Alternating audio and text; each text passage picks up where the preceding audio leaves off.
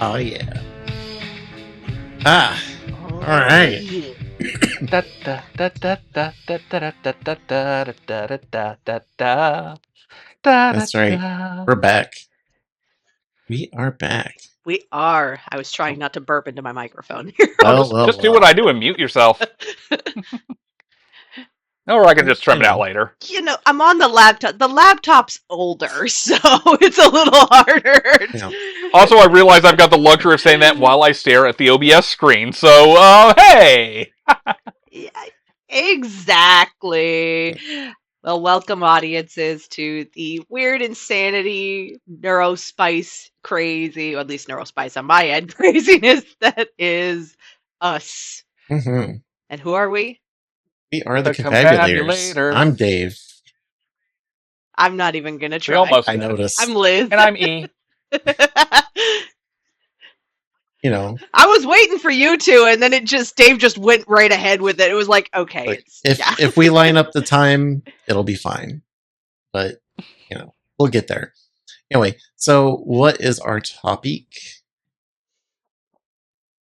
Well, today's topic is an interesting one. We are talking about science reality and science fiction. The real life science and technology, let's not forget technology, that is part of it, developments that have emerged because of or since science fiction that maybe we originally saw and imagined through science fiction. So, everyone, maybe one day in the future we'll have that. Mm-hmm. So I do want to open this up and just say, y'all remember back when, 2015 happened, and the rage that year was, we're almost at the date that Marty McFly goes to the future. Yep. And everybody was going on about, have we achieved everything that was achieved in Marty McFly's future? No. And that does crack me up now it does just crack me up now to see shows where they're like, this takes place in the future, and it's like 2017. Yeah. I'm like, oh, this was clearly made in like the 80s and 90s. Actually, that's far off future. Actually, have either of you ever watched Harvey Birdman? I promise you this is on topic. Attorney at law. Okay, Liz, have you? Okay, so No. Dave, did you ever see the Jetsons episode? I have not. Okay, so that one's fun. It is, we all know the general gist of the Jetsons, right? Space age, family sitcom sort of deal. Very retro future. Very retro future for us now. A little less retro at the time. It was like phasing out at that in like the 60s and 70s when that was airing, but well, there's an episode of Harvey Birdman that starts in the Jetsons, and like, you know how they live in those sky high towers, like, for lack of a better term, it's like saucer shaped houses on like giant poles, and you rarely if ever see the actual ground. And so the gist there is global warming has melted the ice caps and raised the sea levels to the point that they're starting to get flooded even up there now. And then the Morlocks come out of the sea, apparently, and start attacking society. I don't remember they actually call them Morlocks, but for all intents and purposes, they're Morlocks. So what the Jetsons do is they go back in time to soothe the past for destroying the Earth. But the hilarious bit is, they come in, their clothes are tattered and bedraggled, they're exhausted and beaten. And so they're all limping collectively into Harvey's office. George grabs a cup of coffee that's offered to him, starts chugging it, sets it down and collapses. Then Elroy picks it up, does the same, and Harvey's like, so, what can I do for you? And George is the one leading this as he starts talking to him like he is a caveman. We are from the future! The far future year of 2002! Harvey looks at the calendar and it is currently 2004. And so that I think Uh, is a fantastic little echo of the thing we were just talking about, like, these kind of retro futures that didn't quite come to pass.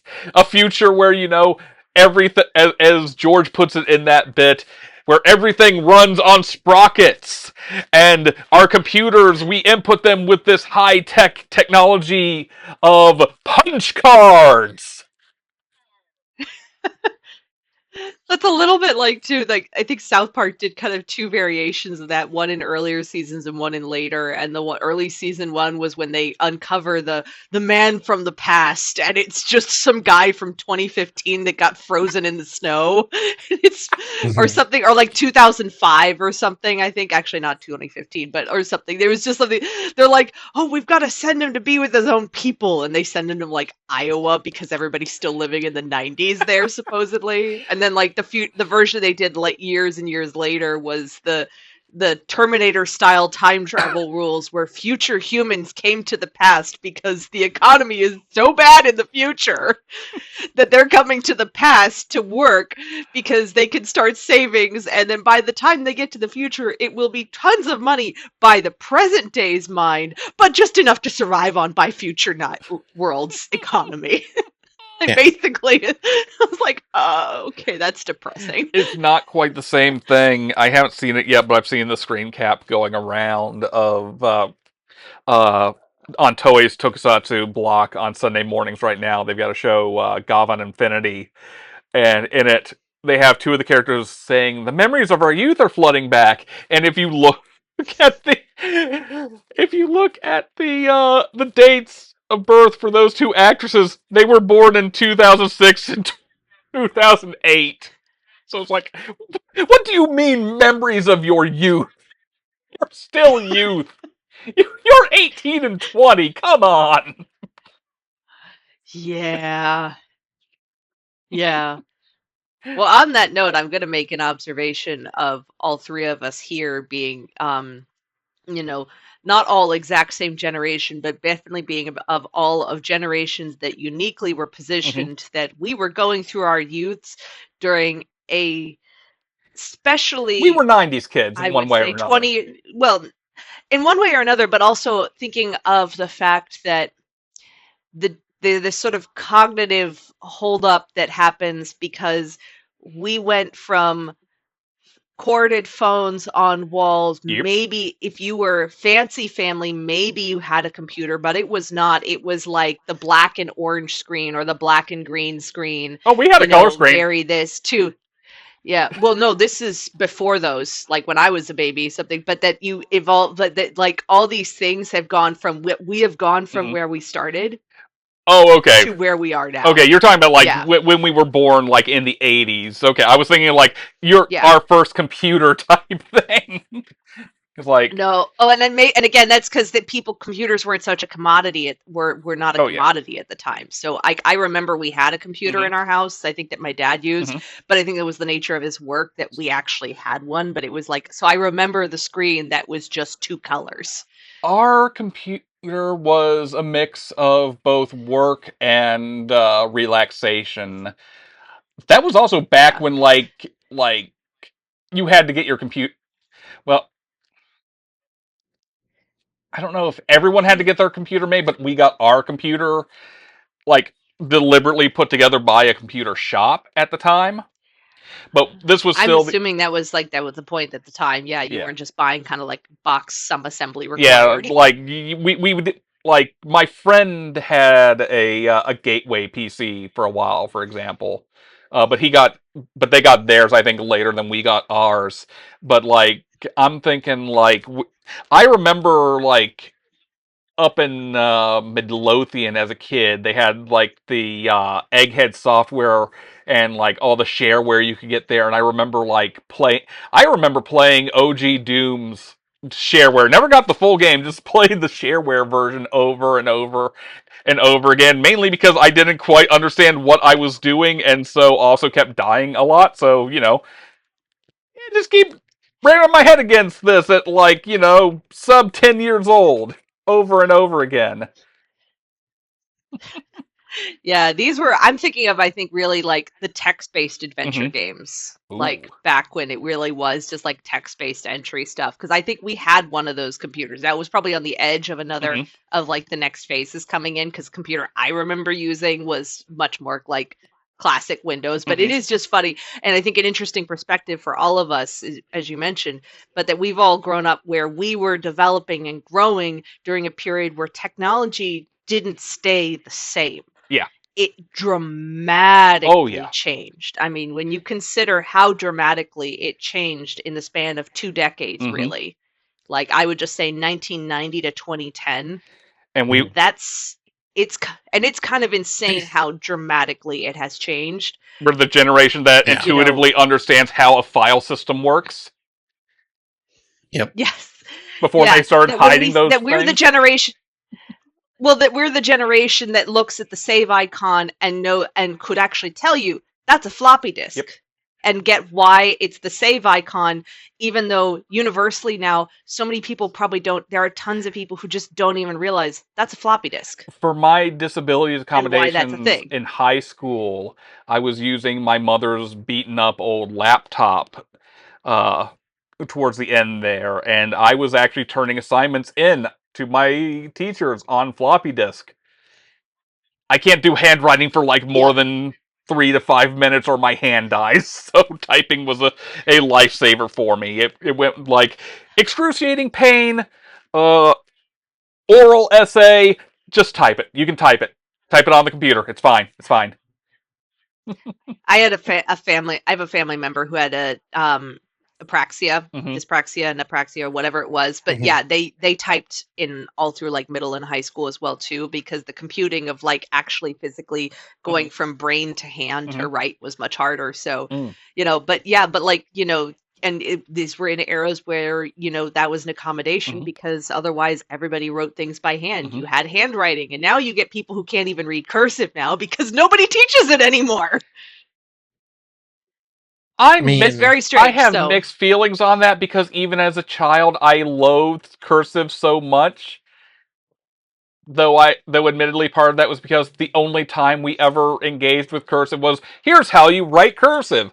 What are we doing with the writing of cursive? You're not doing anything with it. You're just writing bullshit with it. You just have to write cursive. But this sucks, and I hate doing it, and it hurts.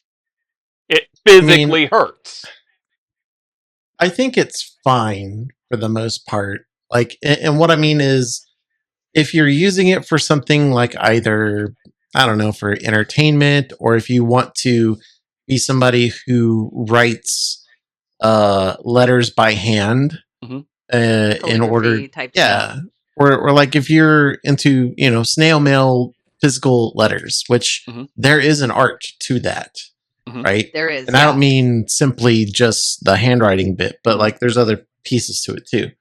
I will say, as somebody, as a professor, an Hmm. English professor who struggles with their students and AI usage, Hmm.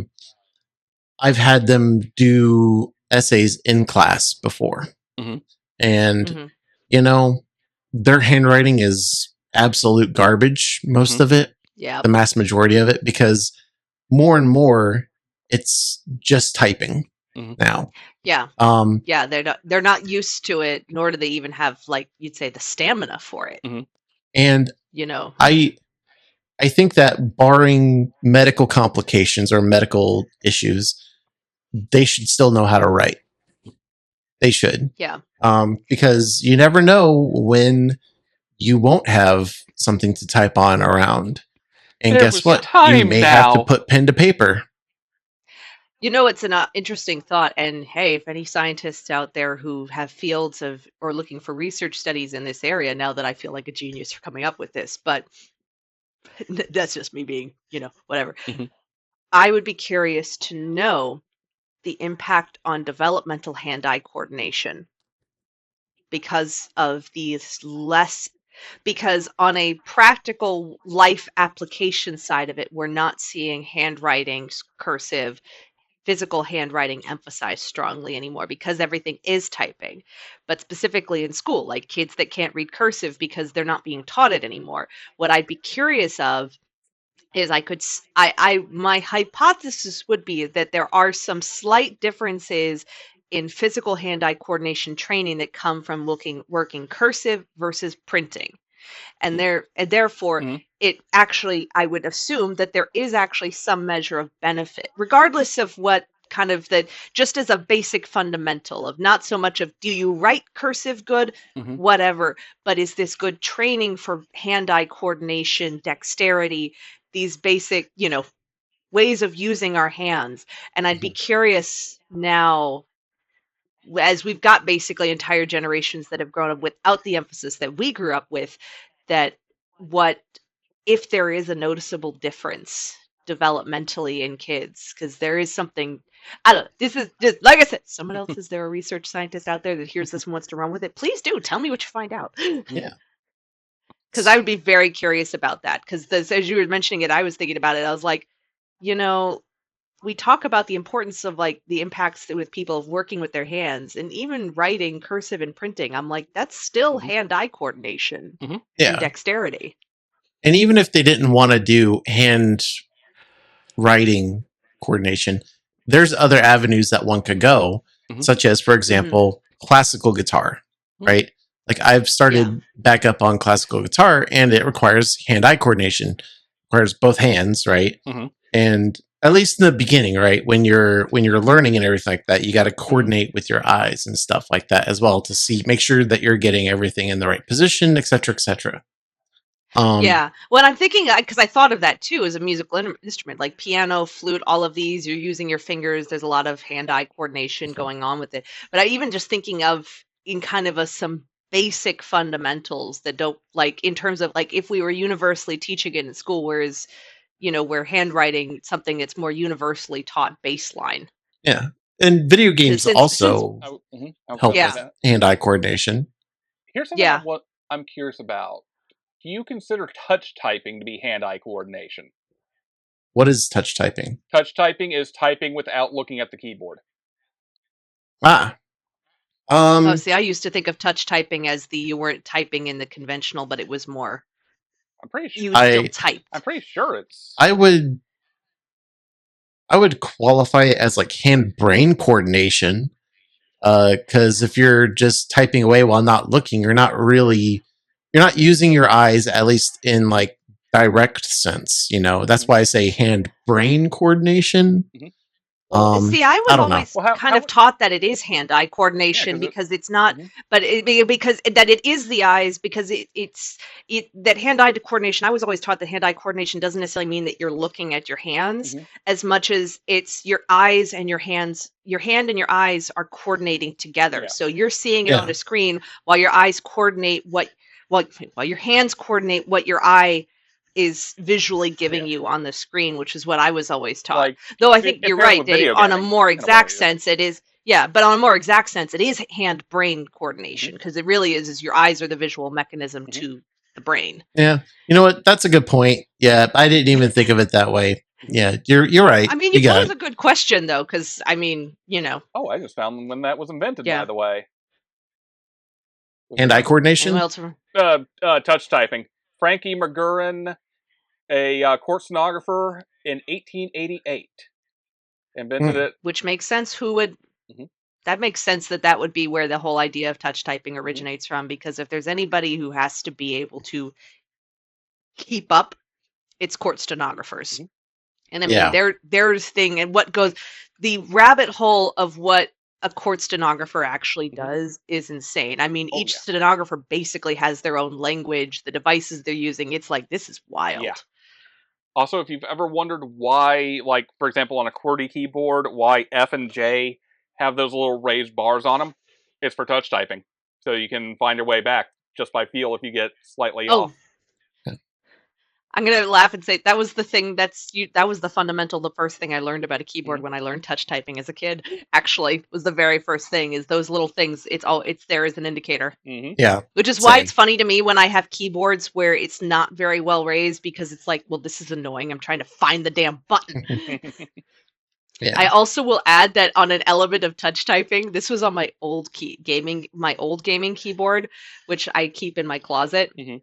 Um, you know, at the time I didn't have a controller, so I was doing more of the WASD Mhm. directional yeah. controls when Yeah, gaming. keyBAM. But the problem was what problem was I kept accidentally, like, especially with the W, I would accidentally hit Q or E or R Ooh. sometimes if I wasn't paying attention, because they're, just the way it was shaped and everything. So, so I had a bunch of old rhinestones, so I glued a rhinestone onto the W of the Hey, if it keyboard so works. that I could still find it.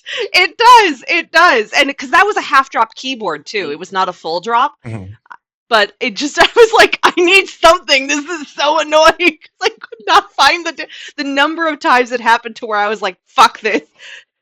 So there's a Swarovski crystal, and I say Swarovski, emphasize that because Swarovski no longer makes rhinestones. Like, they don't do crafting supplies, so now I have like a small collection of rhinestones that like literally will never be remade.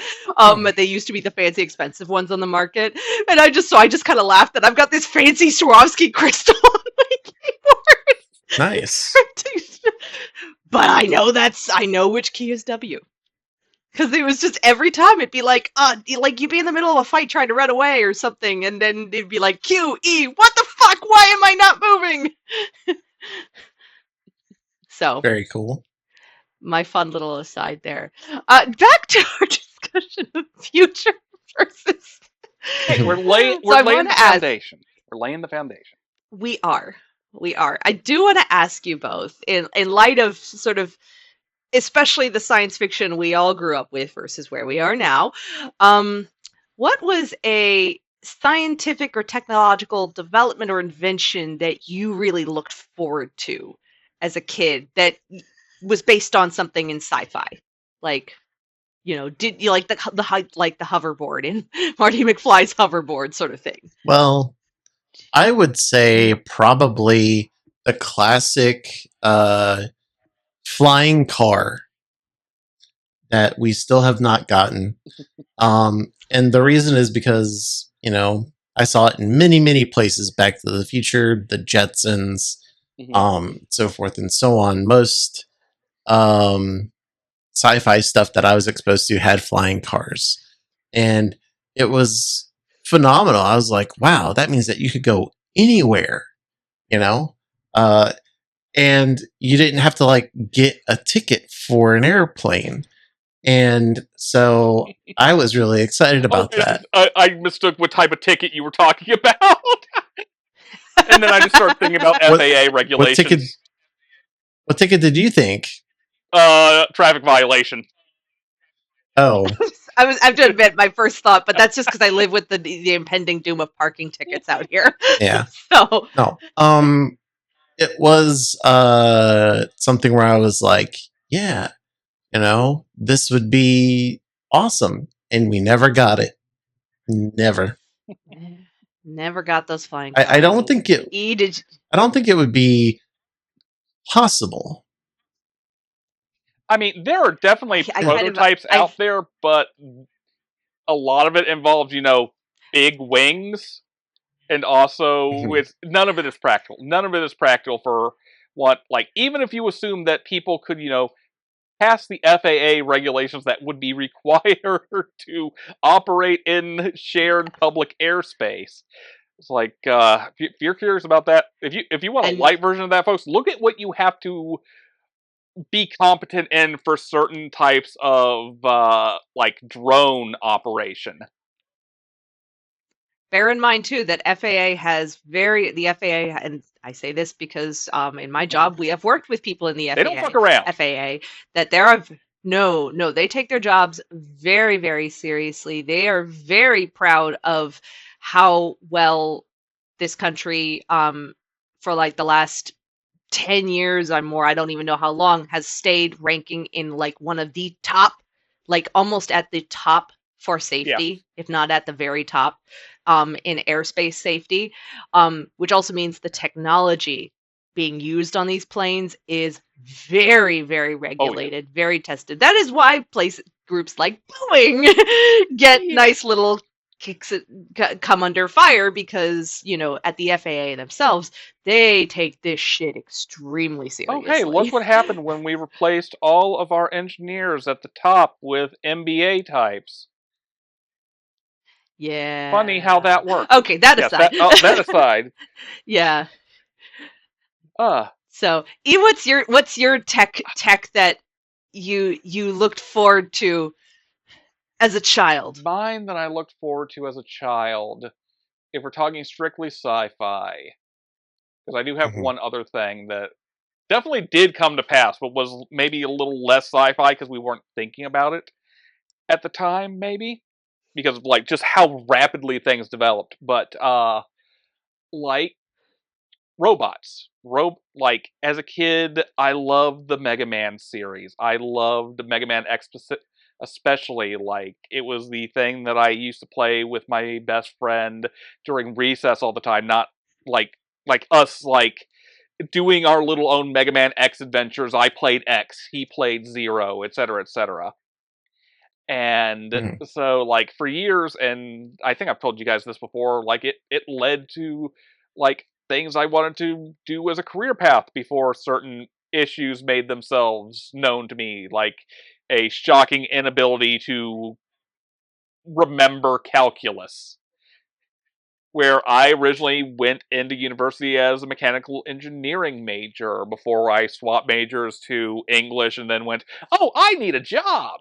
I need a degree that'll get me a job. And then, of all things, in like the early aughts, I chose print journalism for decision making. But anyhow, yes, robots. Well, And like I mean, those Robot. have made amazing strides. Like, I mean, toss aside the bullshit like, Elon Musk's Optimus, which is like they're robotics, but the latest version, as far as I know, are still, are still teleoperated by people. But like Yeah. autonomous robotics is stunningly advanced at this point, far beyond what I would have expected as a child. Like they're Living in a city that as Mhm, somebody who lives in a city where we have not only autonomous delivery mhm, robots everywhere, like they're all over LA, especially in Santa Monica. mhm, They're like, whoa, like whole fleets of them, but that they are a fixture that I see pretty much every single mhm, day around here. Um, and also autonomous vehicles mhm. because Waymo Oh yeah. is going very strong also here as well.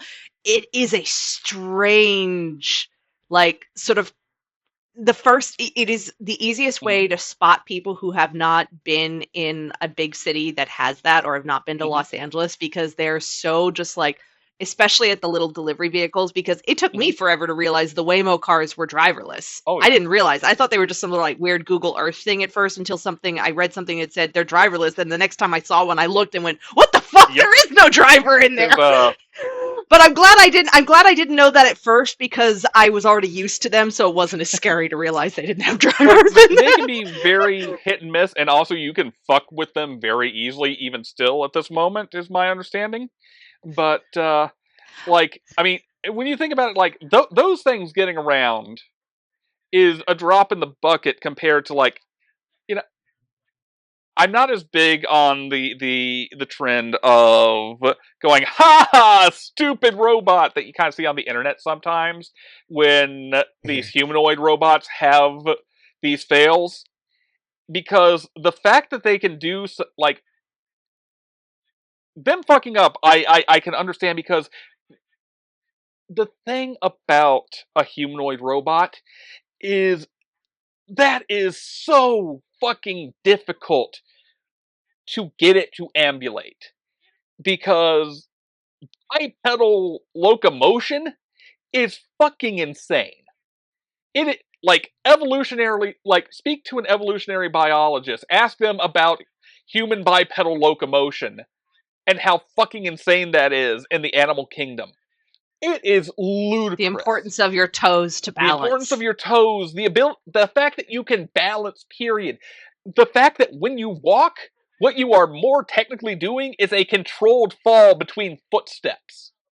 That is what walking is carefully controlled falling and repositioning and doing that over and over. And we have gotten it to the point that we can do it, you know, running at amazing speeds. It's like, Which is why it's so fitting that watching a toddler learn to walk, a baby learn to walk, it's like, exactly. you want to talk about controlled falling? That's literally watching a baby It's walk.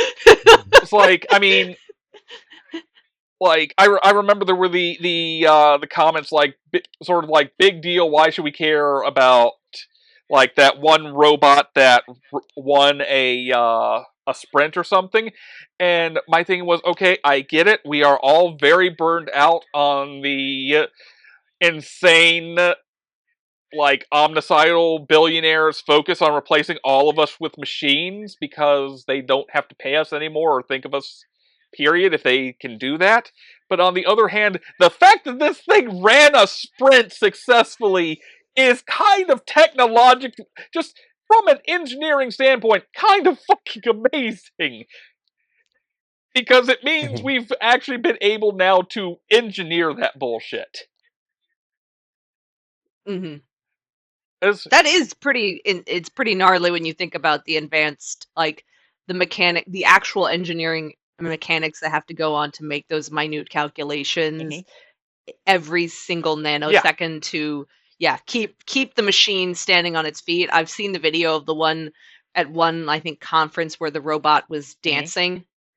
But it's a very fluid motion, Mhm. and coming from somebody who, you know, I was an equestrian vaulter, competitively for many, many, many years, and that's dancing on horseback, Yeah. basically. And you throw in trying to be a fluid dancer and maintain balance on your feet on the ground. Now do that on top of a horse while it's running in a circle. There's a level of coordination, but then to me, looking fluid and all of this, if there's a huge amount of coordination that goes on for me as somebody who could do it without thinking on the ground, to imagine a robot being Mhm. the calculations going on in a robot to be able to do that on the ground with the fluidity is like, that's Mhm. impressive. That's impressive because there's a lot of body control that goes into creating those motions. Exactly. Yeah. It's like, and if I can segue this one isn't so much as a child as much as a young adult. Like, I've mentioned this to you guys off show already. I've been rewatching Ghost in the Shell Standalone Complex recently. Mhm. And as you know, Ghost in the Shell, very futuristic cyberpunk, heavy on the cyberization and integration of human with the machine sort of deal. And a large part of that is neuroprosthetic stuff. And, I would have thought a lot of that was still decades down the pipe. But the reality is, we're getting fairly advanced in that as it is. Like, back in Obama's administration, DARPA had actually, they were working with paraplegics and quadriplegics for the research tests with government research. And they had actually developed neuroprostheses for them, like direct brain to computer interface that allowed them to operate robotic arms using their minds. Um, Hmm. they one of the women in that, like, they were curious if they could do it, and also this is kind of a dark thing if you think about it for a moment. They actually hooked her up, like she was in that program for doing the robotic prosthesis. They hooked her up to a flight sim, like a government flight sim for, fighter planes. And she actually controlled it. I need to find that video again. It's like, the video will look a little weird because they sped up the flight sim portion, so it looks like it's jittering all around the place because, it's now going on fast motion. But the fact that she's doing that, she's controlling it with something with her brain that's, the brain isn't meant to do that. It's not meant to directly control the controls of a flight sim. And then, as I was just sending to y'all last night, there's the text and speech BCI research that they've been doing with ALS patients out of UC Davis. And Mhm. it's amazing. Like, they're doing speech brain computer interface. They're doing movement brain control interface with cursor controls, and they can fully interact with their personal with a personal computer now. And like that Mm-hmm. sort of thing is amazing to me. And is a Yeah. like, that stands to improve the lives of a lot of people who, you know, there is a I worry I'm monopolizing the conversation here, but I think point thing to bring up.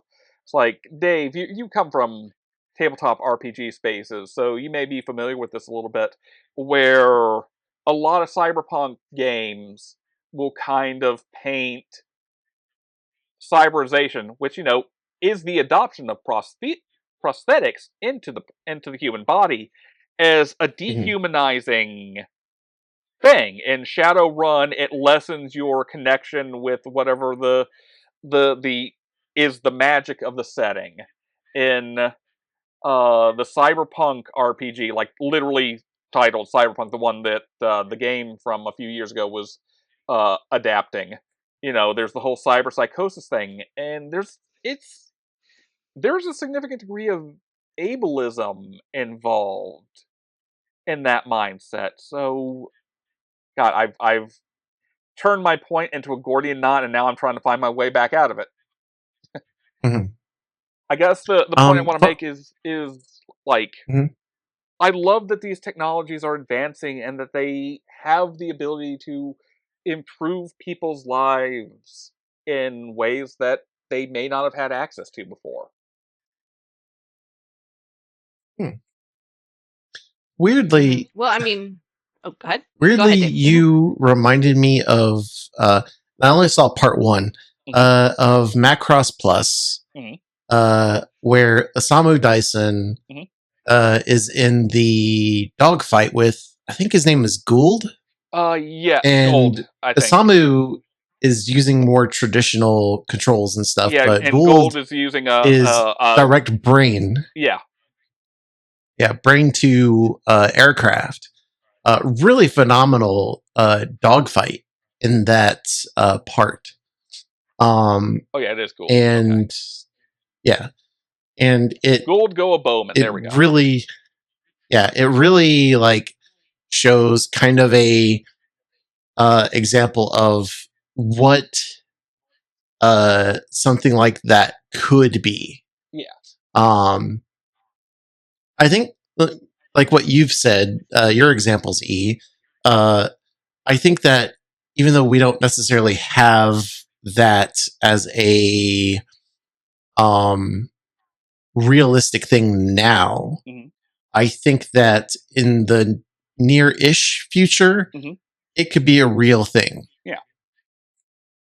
Based off of just the stuff that you shared with us on this episode, Mm-hmm. um, and that's both very fascinating and kind of scary at the same Mm-hmm. time.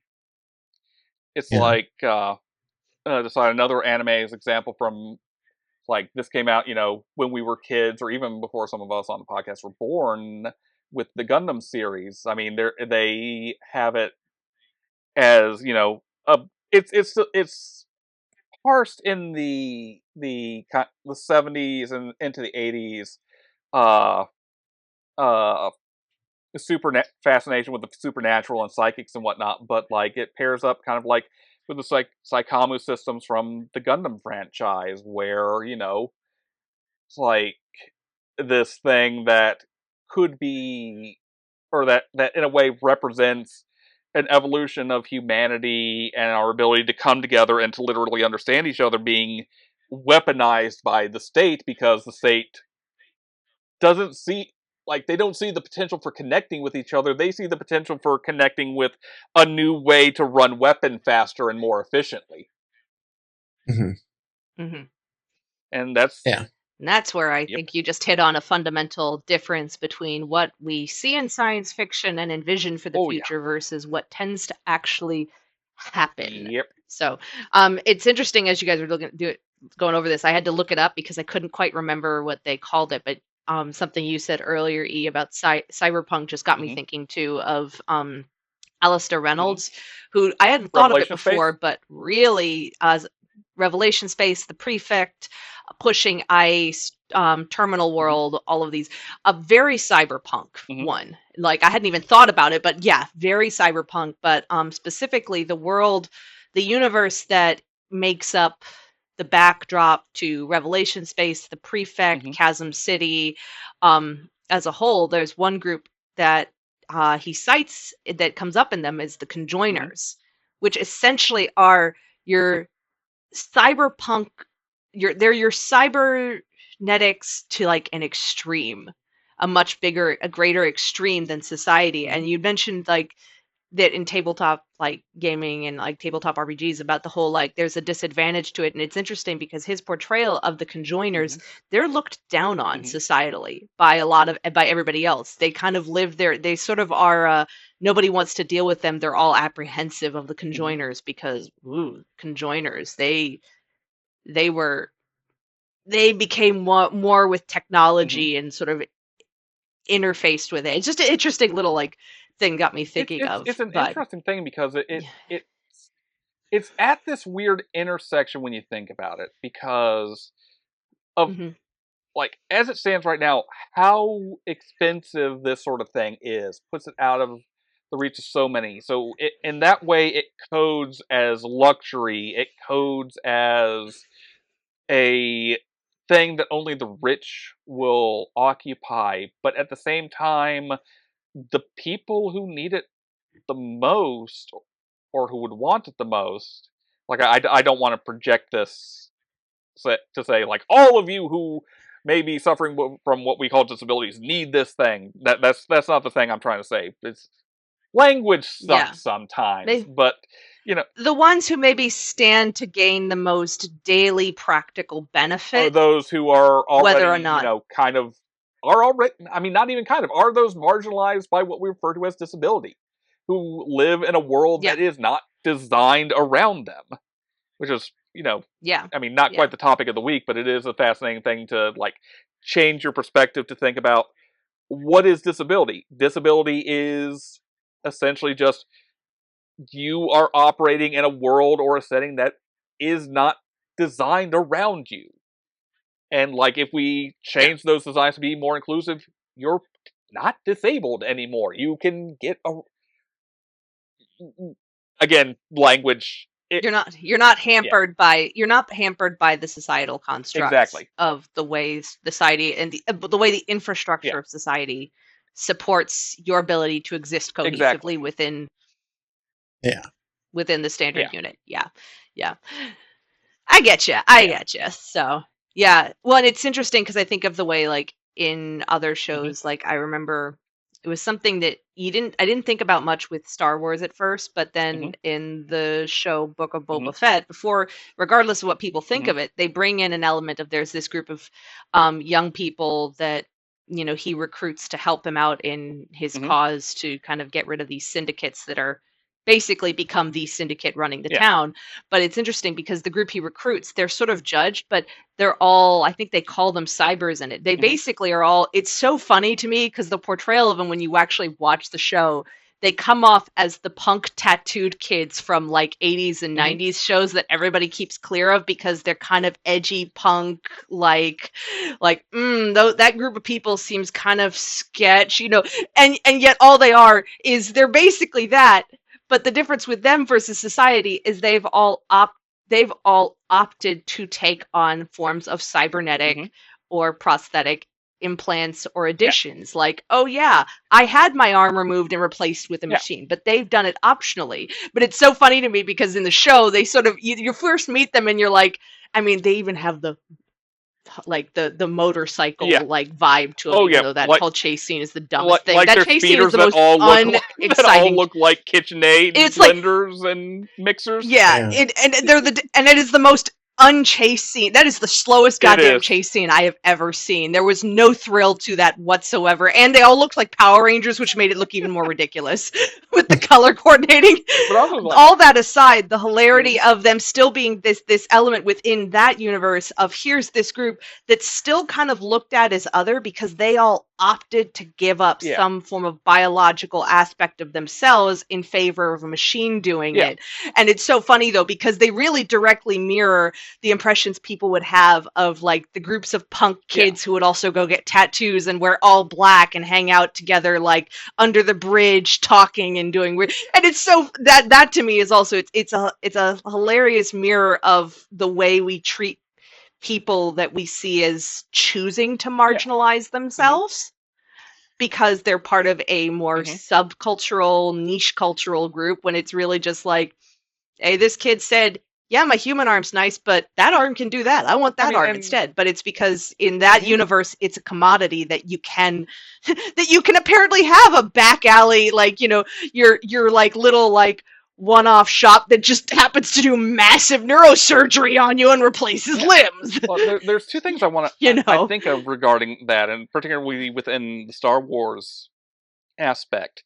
The first is, to some degree, I'm curious what element of them is inspired by real life. Like, have you heard like stuff like biohacking, people implanting technology in themselves and planting magnets in their fingers, that sort of thing, and how that affects their senses and whatnot? Yeah. So like that's the thing that actually happens. The other thing is like it's fascinating that Book of Boba Fett does do that, especially when you consider the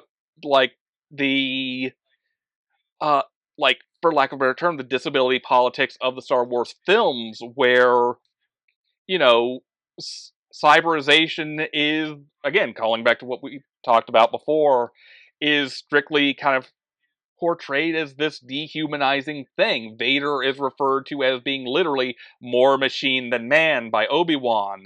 Like, how many times in Return of the Jedi does Luke look at his prosthetic hand, and the language of the movie is using that as a cautionary tale about going down Vader's path, where the mechanical hand is a symbol of potential evil. It's kind of fucked when you think about it that way.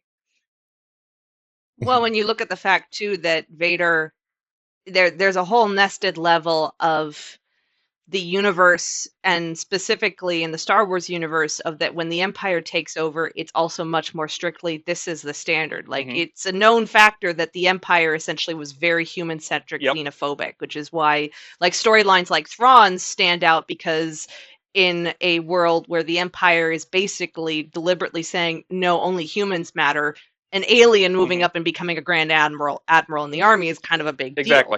That all aside, though, you know, Vader doesn't, you know, it's, look at like the way conversations like in characters in the show respond around, say, like General Grievous versus Darth Vader. Both of them heavily supported by machines, but one openly is out there being like, yeah, I'm a fucking machine. Versus the other one covers up, and to a lot of people, nobody knows. It's just a guy in a mask. And so, and even the elements of like, you know, the prosthetics, you know, you can opt within universe to have your prosthetics covered so you look like a natural hand. There's that whole thing. And I mean, it's also a clever way of being able to get away with Luke doesn't have his normal hand, but we don't have to figure out how to put some prosthetics on Mark every shot. Yeah, we don't have to do some crazy expensive film trick to make it look like Mark Hamill has a robot hand. We're just going to show some machine stuff and be like, by the way, now he has a hand with skin on it and everything. You know, I mean, even Anakin, it's like you see the hand for like one moment at the end of episode 2. And then glove. And then every time, he's always gloved and like it's always very, very covered up. You know, and so there's an element within the universe itself there of still being openly somebody wearing some form of prosthetic or mechanical or cybernetic is sort of, again, looked down on. It's the person who has a tattoo but you never see it versus the person who walks around head to toe in tattoos. And I'm not judging the people who choose to have tattoos, by the way, folks, who choose to have tattoos and cover them up, because you might work in certain environments. Like, I know somebody who works in an environment where they're like, I would love to get to this, but until I get to this point, it does make more sense for me right now to just have tattoos that I can easily hide under things because this is the work that I do. That's a fair reason. But it is an interesting element of these kids, again, going back to Book of Boba Fett, where these kids, part of the way you get the impression that they're sort of choosing, on some level, they're choosing to be kind of apart from society, but it's more in response to society being like, you choose to wear your differences openly and we're not comfortable with that. you know. And it's a very interesting mix of the two, Mhm.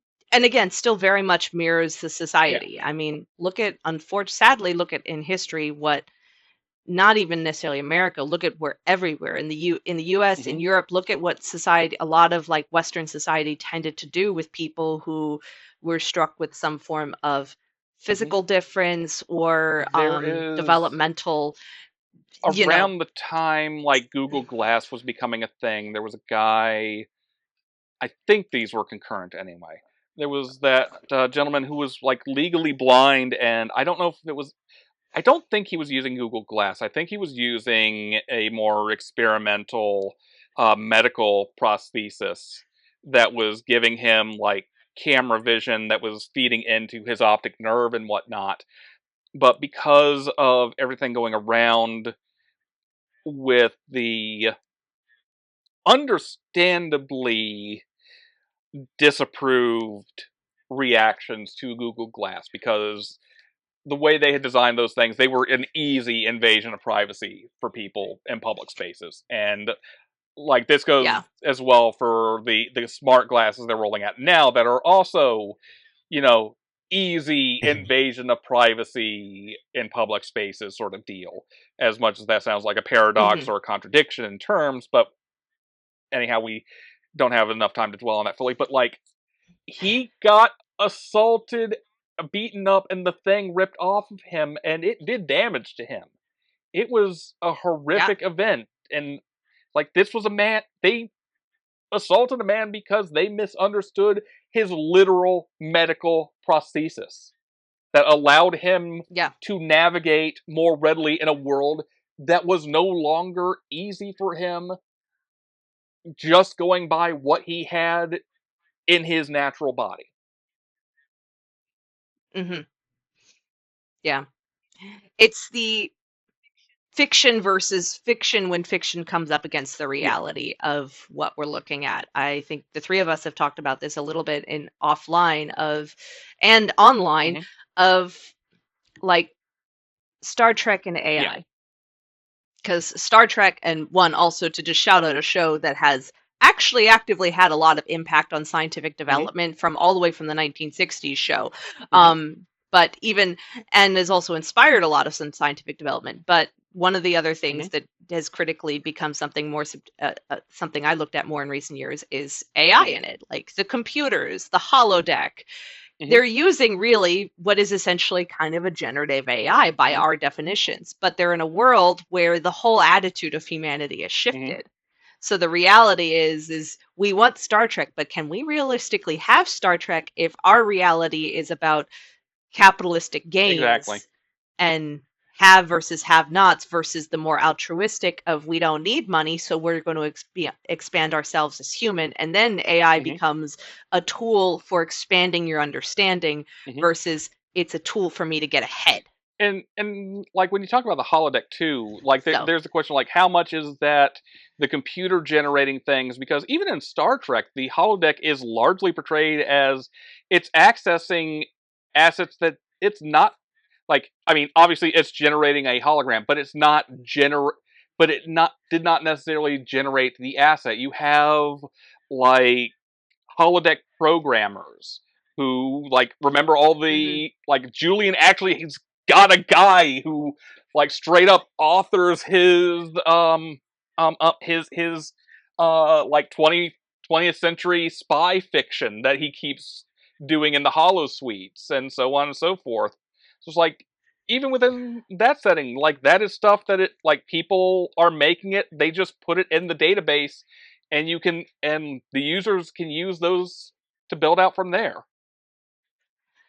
I think of more the way Voyager Mm. has it, because I think that's where Voyager Mhm. really is where you start to see the more Gen AI Mhm. approaches to it. Whereas I think like with Julian's, what he has is from somebody who I would say is more arguably very skilled and Yeah. advanced in their knowledge of it. But then you see like in Voyager, the plot lines like people discover this whole Maquis versus Voyager crew what if scenario of what if the Mhm. Maquis had won. And it turns out it was just a simulated scenario that Tuvok had created to try to like I anticipate think I as the vaguely security remember that one. officer Yeah. what he would how that would be handled, and he'd done it initially.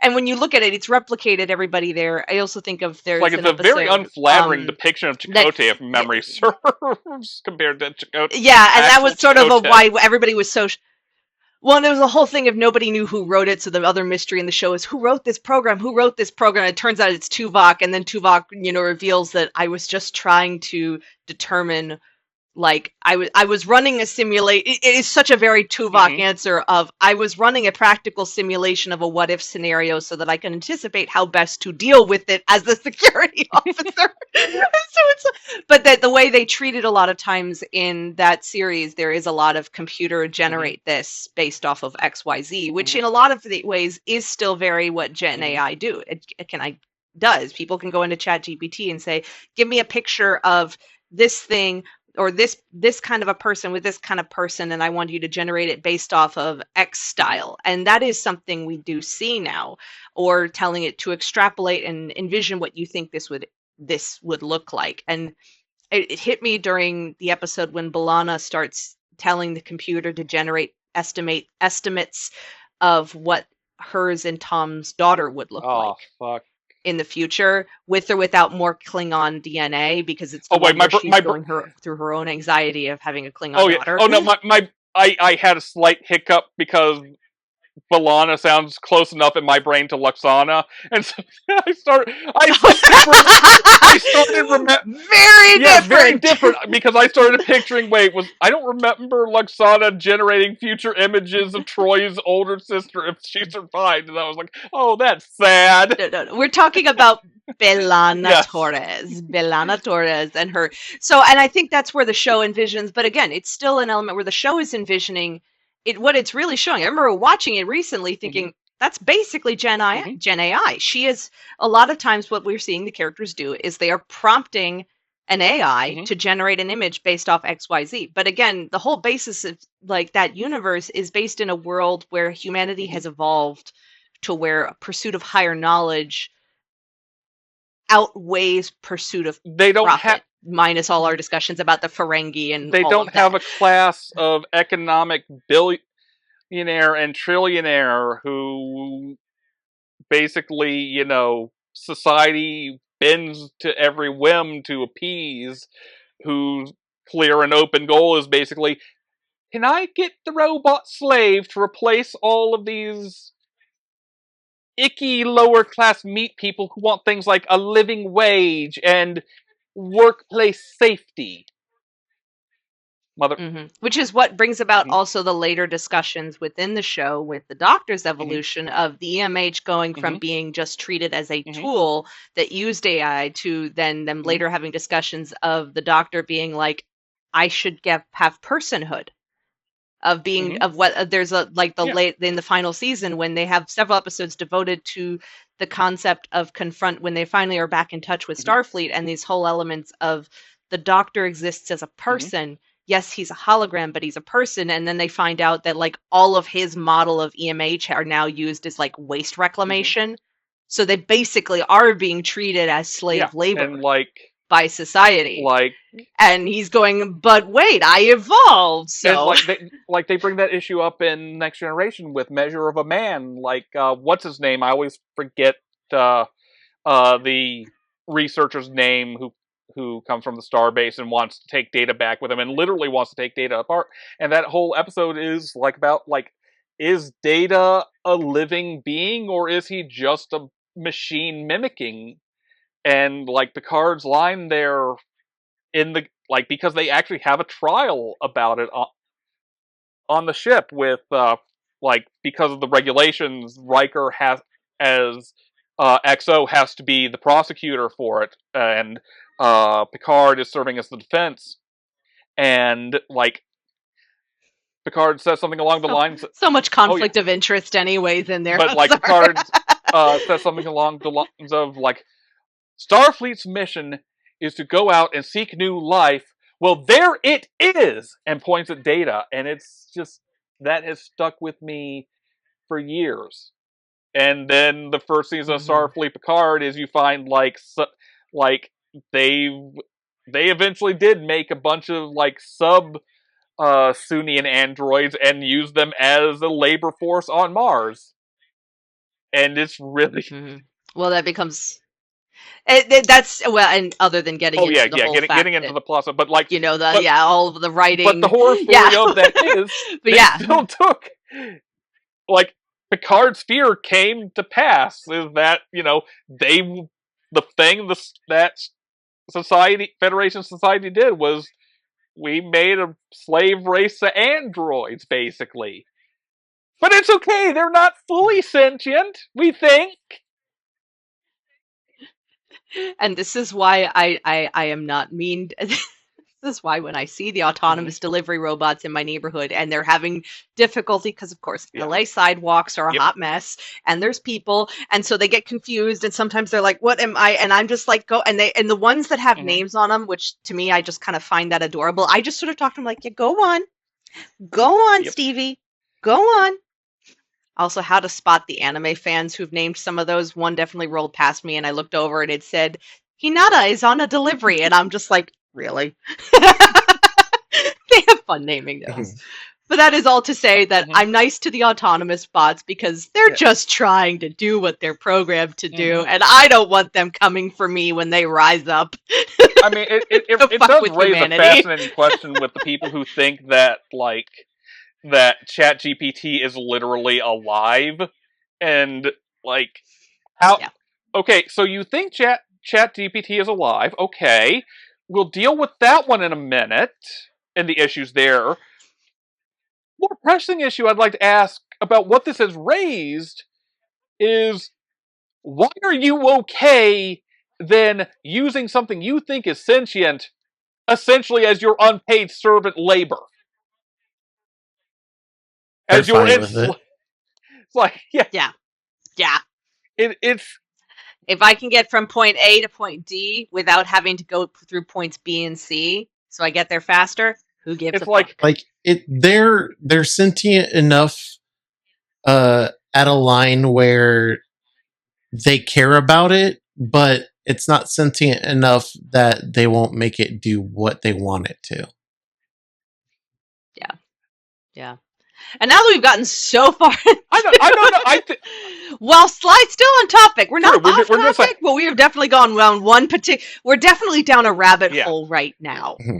I would say. So I do want to bring us back, reel us way back to ask for both of you the funniest. What do you think was what would you say is the funniest future to you as envisioned by science fiction? Like, what science fiction media story do you envisioned, whether it's because it was just ridiculous or because, oh, we totally didn't get that, versus you name it, funniest future reality as envisioned by sci-fi?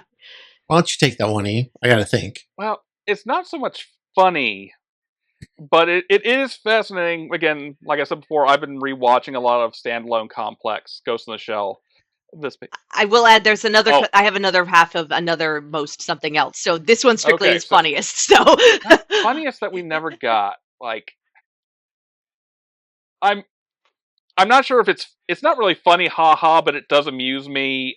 And you still see people cling to this. Elon Musk, for instance, is the Gernsbackian future, where, like, it's like early 20th century sci-fi, gleaming silver rockets, the flying cars, the interplanetary society, literally colonizing Mars, and it's also a bunch of blonde white people in gleaming, clean, fancy clothes. And it's like, it amazes me to what an extent that still preoccupies a sort of a mind in society, and what that pretends. Like, it may be getting a little off track. There's a lot you can dig into about like the white supremacist politics of certain early sci-fi, and they William Gibson lampshade may be the wrong word or an understatement, I'm not sure which, with his short story The Gernsback Continuum, which is literally like this documentary photographer is contracted out by a wealthy, uh, God, I forget what the term is for someone who commissioned something. Anyhow, they commission him to go out to all of these various things that are examples of this retro future aesthetic, and when he does so, he starts like actually experiencing bleed through of this other reality, of this alternate present as envisioned by those futurists of old, where it is like the largely white and blonde and like 1920s, 1930s vision of the space age, like starting to overlap in our world. And then I love the advice he gets for making it stop, and it actually works. It's like a guy tells him, okay, go and find some porn, go find the trashiest TV you can watch, and just binge that. And it'll beat it back, and you'll basically be. And, like, it works. And, like, I find that whole thing fascinating.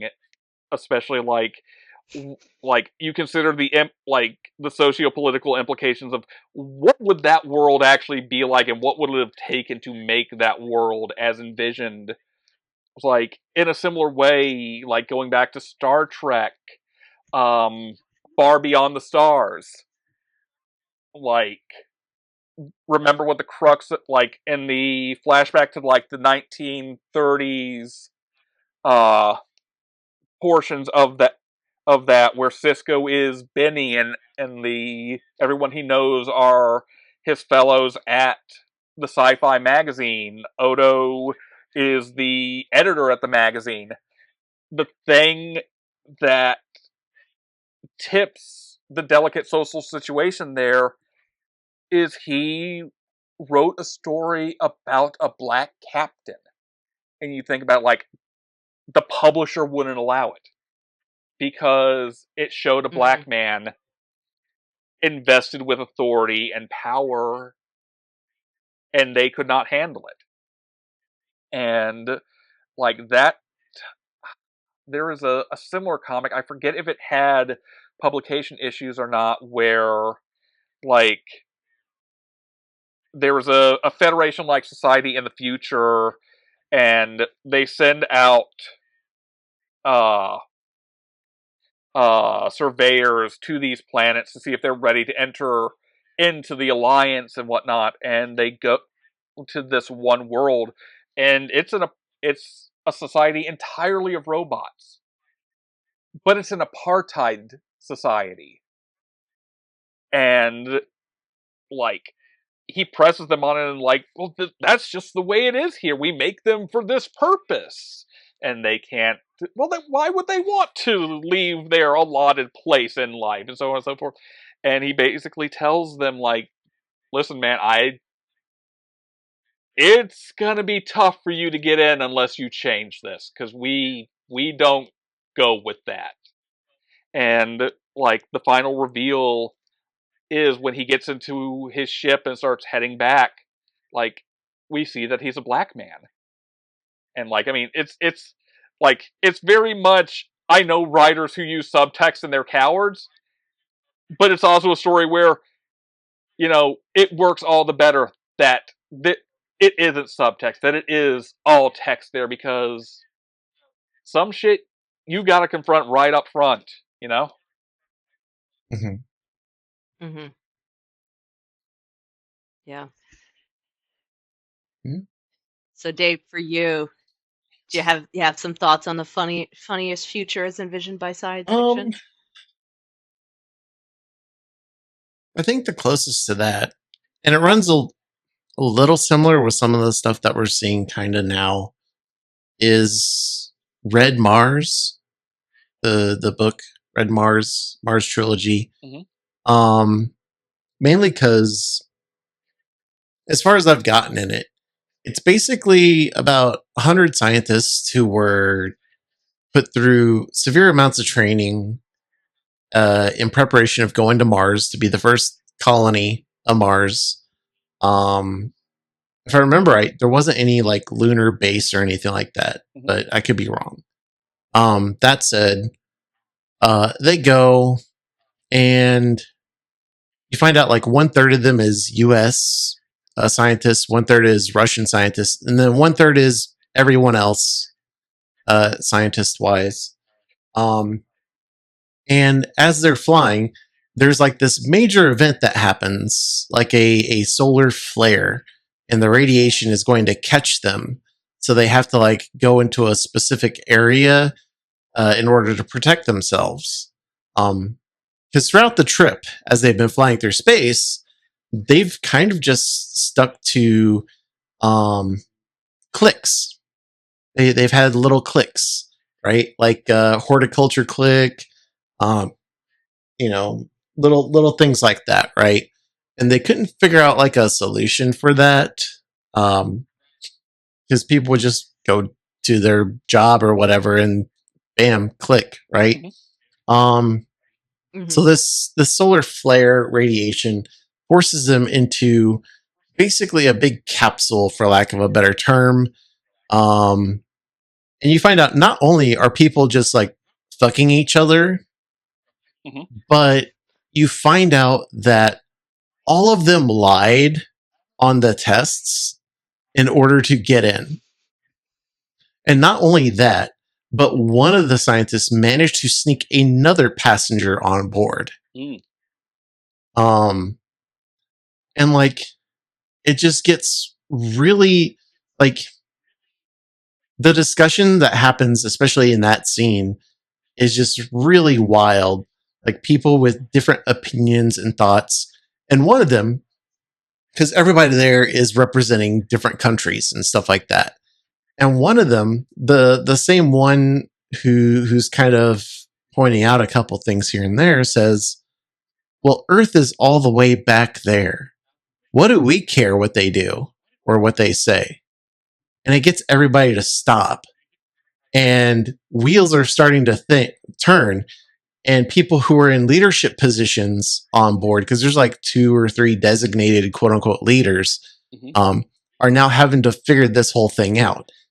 And one of them is basically like the hyper American good boy, short blonde hair, blue eyes kind of dealy. Mhm. And he's basically the one who's seen as like the prophet, for lack of a better term. Like he's such a good boy that everybody's like, wow, look at him, and everybody loves him, etc., etc. But like, he's got his own hidden stuff and everything like that. But like, it just shows like all these imperfections, and like how you know um even the smartest people, they they have their own little things, and when these quirks come into play, it kind of makes things like traveling to create the first colony on Mars very absurd in Mhm. a lot of ways, like very comedic in a sense. And you kind of Yeah. wonder how how are they able to do this? Because obviously it's a trilogy, and of course they've got the colony going, right? You go, all these people who are fighting against each other, the first 100, as they call themselves, uh, they are a bunch of weirdos and kind of fuck ups. They're smart. They specialize in their own thing. Some of them die. Some of them die during the initial creation and establishment of the the colony, Mhm. and they're just, it's comical. If you look at it, like if you are a deity and you look at it like you're watching your pets learning how to build something, like you see them gaining intelligence and learning how to use tools and stuff, you see them fuck up all over the place, even though they're trying their little hearts out. Bless their soul. And Have it opposable reminds thumb. me, yeah, and it reminds me kind of what we're doing now with space travel and discussions of space travel, because Muskie Husky has been uh, touting, "Oh, I'm going to get us to Mars" for the longest time. And it's not till recently where he dialed it back and he went, "Oh, I'm going to get us to the moon." Because he knows that he can't do it. He's a The scam. coward. He's a scam Yeah. artist. He's a con artist. Yeah, he's a scammer. And a scammer with a silver spoon in and his emeralds mouth, in his so- pockets full of blood. I mean, But like I he- said before, like his entire deal is like he's basically got his fetishes. His fetish is a specifically sort of Gernsbackian science fiction, and regardless of how viable that is, by God, he'll do it. We're like, the entire reason like Starship is supposed to be stainless steel is because that's what they made it at. That's the way the sci-fi of the 1930s and 40s and whatnot looked. It's fucking ridiculous. Meanwhile, like, if you ever actually, like, Dave, I forget. No, you haven't gone with me to the space annex, so you haven't seen the shuttle in person, right? So us and a friend that we all know, back in the day, went to the Chantilly Space Annex, which is it's an annex of the space. The one off Route 50. I used to drive past. I passed it on my way to work every day. Like, for those who aren't aware. Well, welcome to Northern Virginia life. For those who aren't aware, the Chantilly Annex is a annex of the National Space Museum. It's tied to the one in D.C., the Air and Space Museum, rather. And for the longest time, I don't remember if it's still there, because I think it's the Discovery, and I think that Texas has been vying to get it sent to them, and I think it might be in the process of being sent to them now. But they had the Discovery on display, Space Shuttle Discovery. And one of the things you notice when you look at that thing, it's covered in textiles. Like, all that white on there, that is fucking cloth. It is amazing to see, because, like, I forget what its functional purpose is, but, you know, it's not a sterling silver metal exterior like, you know, some dude writing in the 1920s thought a rocket would look like, because his basis is, like, you know, early rocketry terrestrial. Space has different considerations. Yeah. Again, reality, the fantasy versus the reality. Yeah. Yeah. But, you know, we see that, you know, now with, you know, billionaires and I guess trillionaire on paper trying to create, you know, be the first one who reaches, you know, a celestial body that's not Earth, and create a colony there or a base there or whatever. And it's like, y'all are dumb. Like, what are you talking about? Like, and their reasons are probably somewhat varied, but most of it seems to be based around, I don't want to be confined to laws or anything like that, and I want to run my own thing. So if I establish this thing, I will be away from people and have my own little kingdom. Yeah. Kind of deal. Because apparently private islands aren't enough. But then again, but I mean, because they're now learning that just because you had a private island doesn't mean you're going to get away with bullshit. Yeah. At least to some degree, we haven't seen any real arrests yet. And I don't think we will. I'm still bidding for the. I don't think we will for a few more years. That said, probably not, but not for lack of fighting. That said, we can also see this in the real world with the military. And I say this because I have family members who've been in the military. My mother was military. She was military for 20 years. And she would tell me all about the things that happened in various places. I mean, she made it up to an E7, so people who know what that is Mhm. understand like what her rank is. Mhm. And she worked in like IG, which is Inspector General, Human Resources, all that. And she would tell stories about things like, yeah, we had to like deal with somebody who spent $1,000+ on a toilet, um, or like other absurd things like that. And the stories that she would tell Mhm. are ones that make you go, how are we even functioning Mhm. as with the military? Like, how is this military even working? You know, because it's just full of corruption and idiots. Mhm. It Yeah. really is. Like, um, Mm-hmm. people who Welcome to who being are the in their Empire. 20s and 30s still think that they're in their teens trying to party it up. Mhm. People who are, using Yep. their position as like a colonel or something like that to push towards like certain personal goals that they wouldn't otherwise be able to get. I mean, Things like that. it's a lot more common than you think. I mean, the example is Sun Tzu in the Art of War. Everyone, like the layperson, thinks, oh, that's like the greatest military strategy book of all time. And the reality of it was, no, what Sun Tzu was writing in there was very basic shit, because he was writing for a bunch of aristocratic fail sons who could not figure out things as simple as, remember, you need to feed your soldiers, or shit will happen. They war for Exactly. dummies, I forget Yeah. his basically. name. There was a Japanese daimyo I learned of recently who, in the 1500s, during the Sengoku period, uh, passed a set of rules for his retainers, because his retainers were all fucking morons. They included things like paraphrasing, when the conch shell is heard from the main castle, do not run out to battle without putting on your armor. When the conch sounds, also, do not run at a random other castle to attack it. Wait until the target has been designated.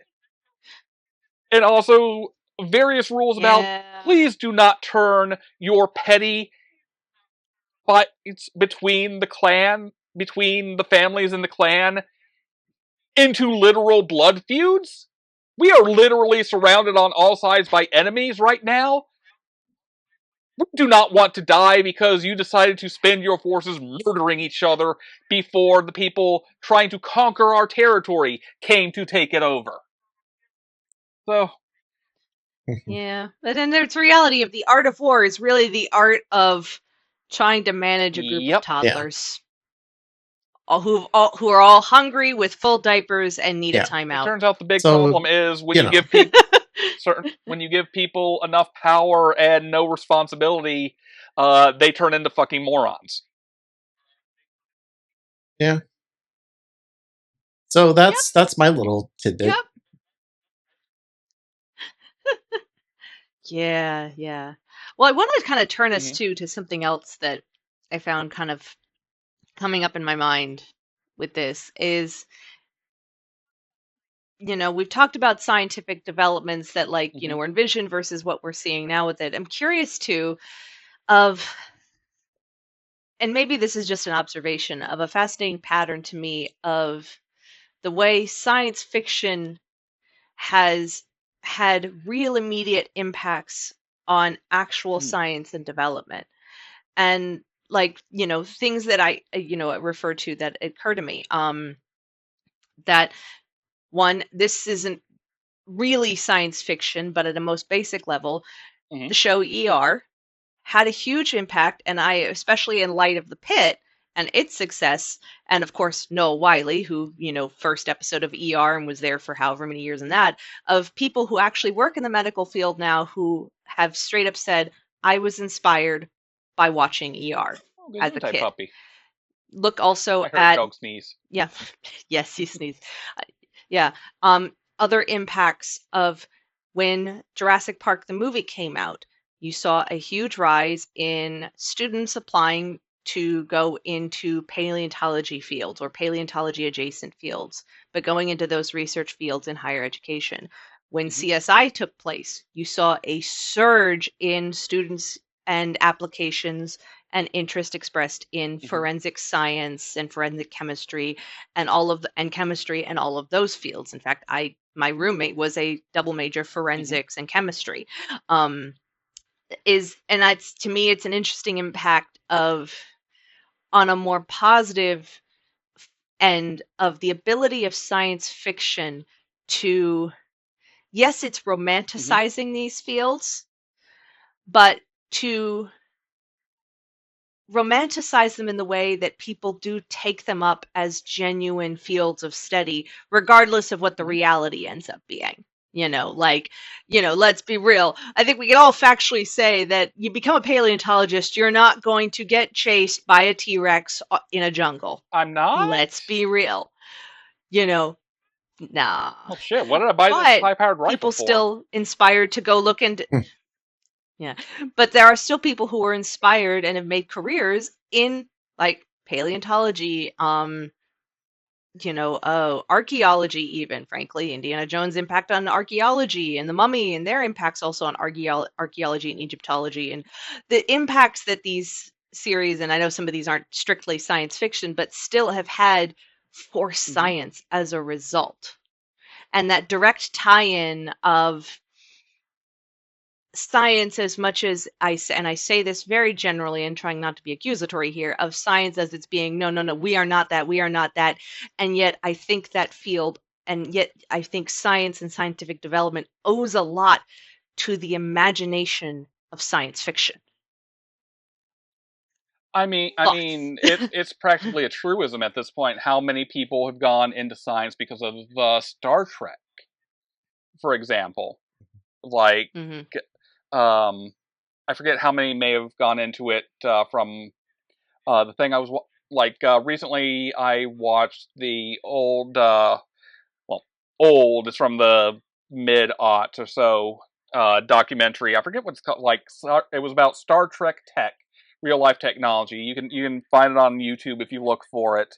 It's one of those things that you'd see on History Channel and its various spin-off sister channels on the weekends sometimes. And people have gotten into the STEM fields because of stuff like that. I mean, just from this episode, I originally went into STEM before calculus kicked my ass because I grew up loving the Mega Man series enough that I wanted to make robots. I wanted to go into robotics, and it's like in similar things. Like I know uh, Bandai Namco has for a few years now had a initiative for striving towards technologies inspired by Mobile Suit Gundam, for example.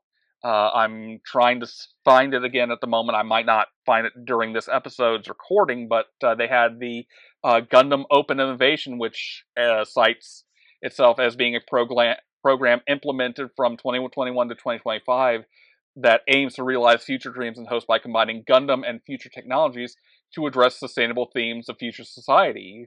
Uh, End quote. So, uh, definitely the power of story and narrative has the potential, and we see that potential acted upon daily to drive people to pursue dreams in real life, to try and make the things that they find appealing about these fantasies reality. It's like going back to Star Trek, like everyone likes to make the comparison, and I bring this part up as a little bit of I guess a double-edged sword or a caveat. Like everyone likes to bring up, oh, the communicator from Star Trek giving rise to the cell phone, and to a certain extent, that is true. I do think that inspiration does go from one to the other. The other thing there is when I think about, like, if I actually do stop and think about it, well, what was the communicator at its very core? It was a radio. We had Mhm. radio back, Hmm. before Star Trek. The military was using radios to communicate in the field with each other. It's just as time went on, We were able to miniaturize those from, a guy needing to carry a dedicated member of your unit carrying it on his back to, personalized radios that you can carry on your body as individual units. And then, of course, Interestingly, I was going to say, just to drop in that interestingly too, even before we had the era of the flip phone cell phones and the commodity cell phones becoming commodity, back in the I want to say late 80s when the franchise celebrated its 25th anniversary. And I refer to this because my family recorded it off of TV. It included a marathon, some behind the scenes stuff. They had the whole section that was more documentary stuff about Star Trek, about the Undiscovered Country, because that was the most recent film, all of this stuff. But one of the things they talked about was, and this was again in the 80s, and they were talking about the impact of the communicator on flip style phones. And the at the time more burgeoning scientific developments that were being made in cellular device technology, because you did have them to some extent, but it was so interesting that even back in the 80s, before we had necessarily the commodity that most of us think of when we think about cell phones, which standing thing, but I have a theory that 9/11 was a huge impact in why we got cell phones as a commodity as early as we did. I think it would have come later, still would have come, but it would have come much later. That's a whole aside. Welcome to my brain. But that it was sort of that the visual of Star Trek was already having an influence even in the 80s. When it was still like, let's be real, unless you were on some like major like expedition funded whatnot, or like some things, you still weren't necessarily connected. Like having a cell phone wasn't just oh, you have the cell phone with you. It was usually like, oh, you have the satellite phone or the such and such. And yeah, so it's just an interesting impact. Also, the thing they'd done also talked about how apparently the biobeds of Star Trek actually influenced like hospital and medical, and look the biobeds of the original Star Trek series had a big impact on like hospital beds. And actually, realistically, last time I was in the hospital a couple years ago, the beds they are in that they have you in now can be as fancy as it can take your weight. It can take this. I was in one where the bed, the most advanced one I had was when I was in the hospital for, they had me on stroke watch. That's fun. Yeah, it was a complex migraine episode, but a complex migraine can actually look like a stroke or a TIA episode. So they had me on the stroke floor, and I had every nurse coming in my room being like, "You're too young to be here." And I was like, that's bang. really helpful bedside manner. The bed... But other than, they were all very sweet, but other than, of course, the bed can go up and down with a remote control that's attached to the bed. It could take your weight. They actually have bed alarms now installed in most most of the, in a lot of the hospital beds, there actually are alarms that can be programmed so that if the patient gets out of bed and they're not supposed to, an alarm will go off. Or they can turn it off so that, like if you're allowed to get up on your own. But if they don't want you getting out of bed on your own, they have alarms now that will sound if you get out of bed. But also that they have some beds that are now actually developed to minimize and reduce the risk of bed sores by periodically having adjustments in the mattress, not necessarily in like height or this, but the mattress will basically, and it was weird because it would be kind of like, it's like sitting in a massage chair. Except it's not going in so rapid. Except instead of it being constant, it's and it's not constant. It's just like a once in a while, suddenly you feel like this thing shift under you, because the idea was to take pressure on and off of areas to minimize the risk that a patient who is bedbound develops bed sores. And it's, and again, all the way back in these like little 1980 special, them talking about these impacts that, them at the time talking about, Star Trek's biobeds having an impact on real life science developments. Fast forward, 30 years. Oh yeah. These are basically biobeds. Not to be confused with the current insane conspiracy like theory. They're taking your weights and vitals. Ugh. Yeah. Move that aside. But just that it's the developments of something as simple as a bed in a hospital being able to functionally be more practical. Like, when they come in to check things like vitals, they were, they still have to take like heart rate and a few certain things, but like, no longer, we have to figure out where to put the patient. No, we'll check the bed. Yeah. The bed takes the weight. And another Star Trek thing like that. I mean, we're not at, take pill, grow new kidney level of this yet, but like, remember Star Trek?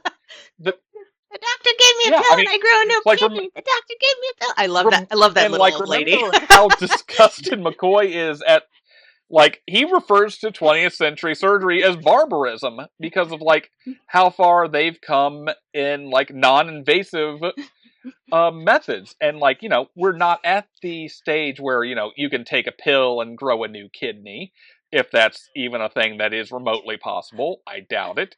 But like, we are, but I do imagine No. that it does help inspire generations watching it to like, how can we make certain surgeries less invasive? So like, certain surgeries that used to be inpatient stays that would take weeks for you to be ready to leave can now be outpatient surgeries. Mm-hmm. Well, laparoscopic surgery now that can be done basically, like that's kind of the idea between like Mm-hmm. laparoscopic procedures is they are surgeries, but they are done Yeah. very non-invasively. Like it's not we're going to cut you open and root around in there. Like I Mm-hmm. had laparoscopic Mm-hmm. abdominal surgery done because they were trying to figure out why does this individual keep developing Mm-hmm. blockages and having to come in here, and get an NG tube down your Mm-hmm. throat. Oh, that's fun. But the laparoscopic, I don't have like one big incision or whatever. It's three little incisions Mm-hmm. on my abdomen that are about maybe Mm-hmm. half an inch.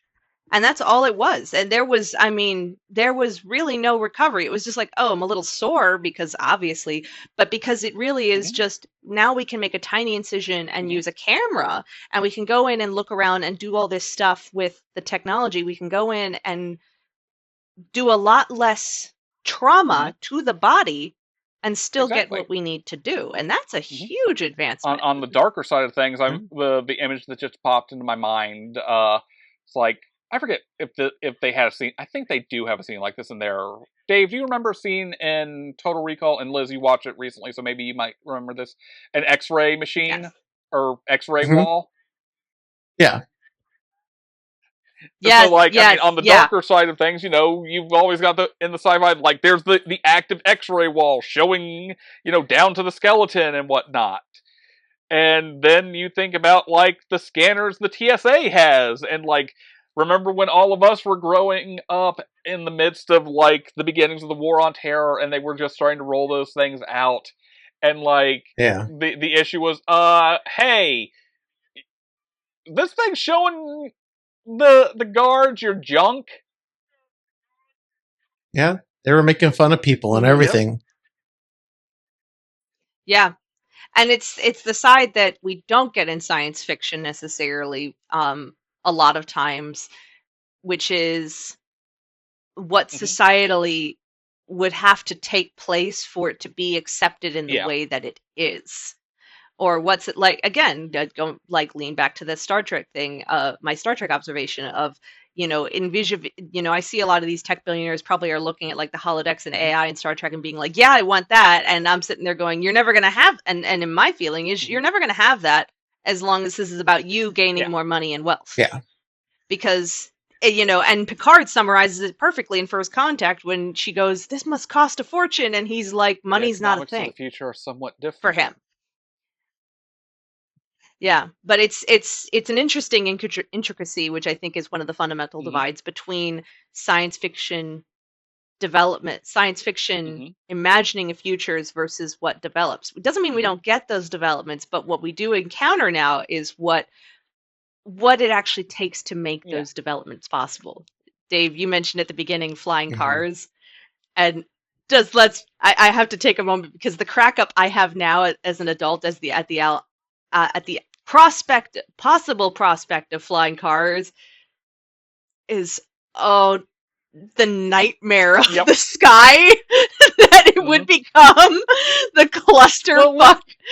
If Liz, you think it's bad when we are all bound to the ground with lane lines and traffic, at Mhm. least roads, and my thought is, oh, it'd be a free Well, for Liz, all in the can sky. I make that nightmare a little worse for you with an observation that occurred to me earlier on in the episode? You know how Hmm. when a crash happens on the road, the cars are both on the ground already? Yeah, Preferably in a lane, exactly. hopefully still, but still on the road, on the ground. What's what happens when you have a mid-air collision? Yeah, it all rains down. Yeah. Yeah. Actually, it's actually hilarious. I'm going to say you literally just cited the background premise behind two of the characters that were brought in when they came back to the Clone Wars and did the Mm-hmm. final season. And then they reappeared, of course, in the Bad Batch. But it's the two characters who you find living in like the lower Oh, levels I of remember them. Coruscant, who you find out were living a happy Mm-hmm. dandy life.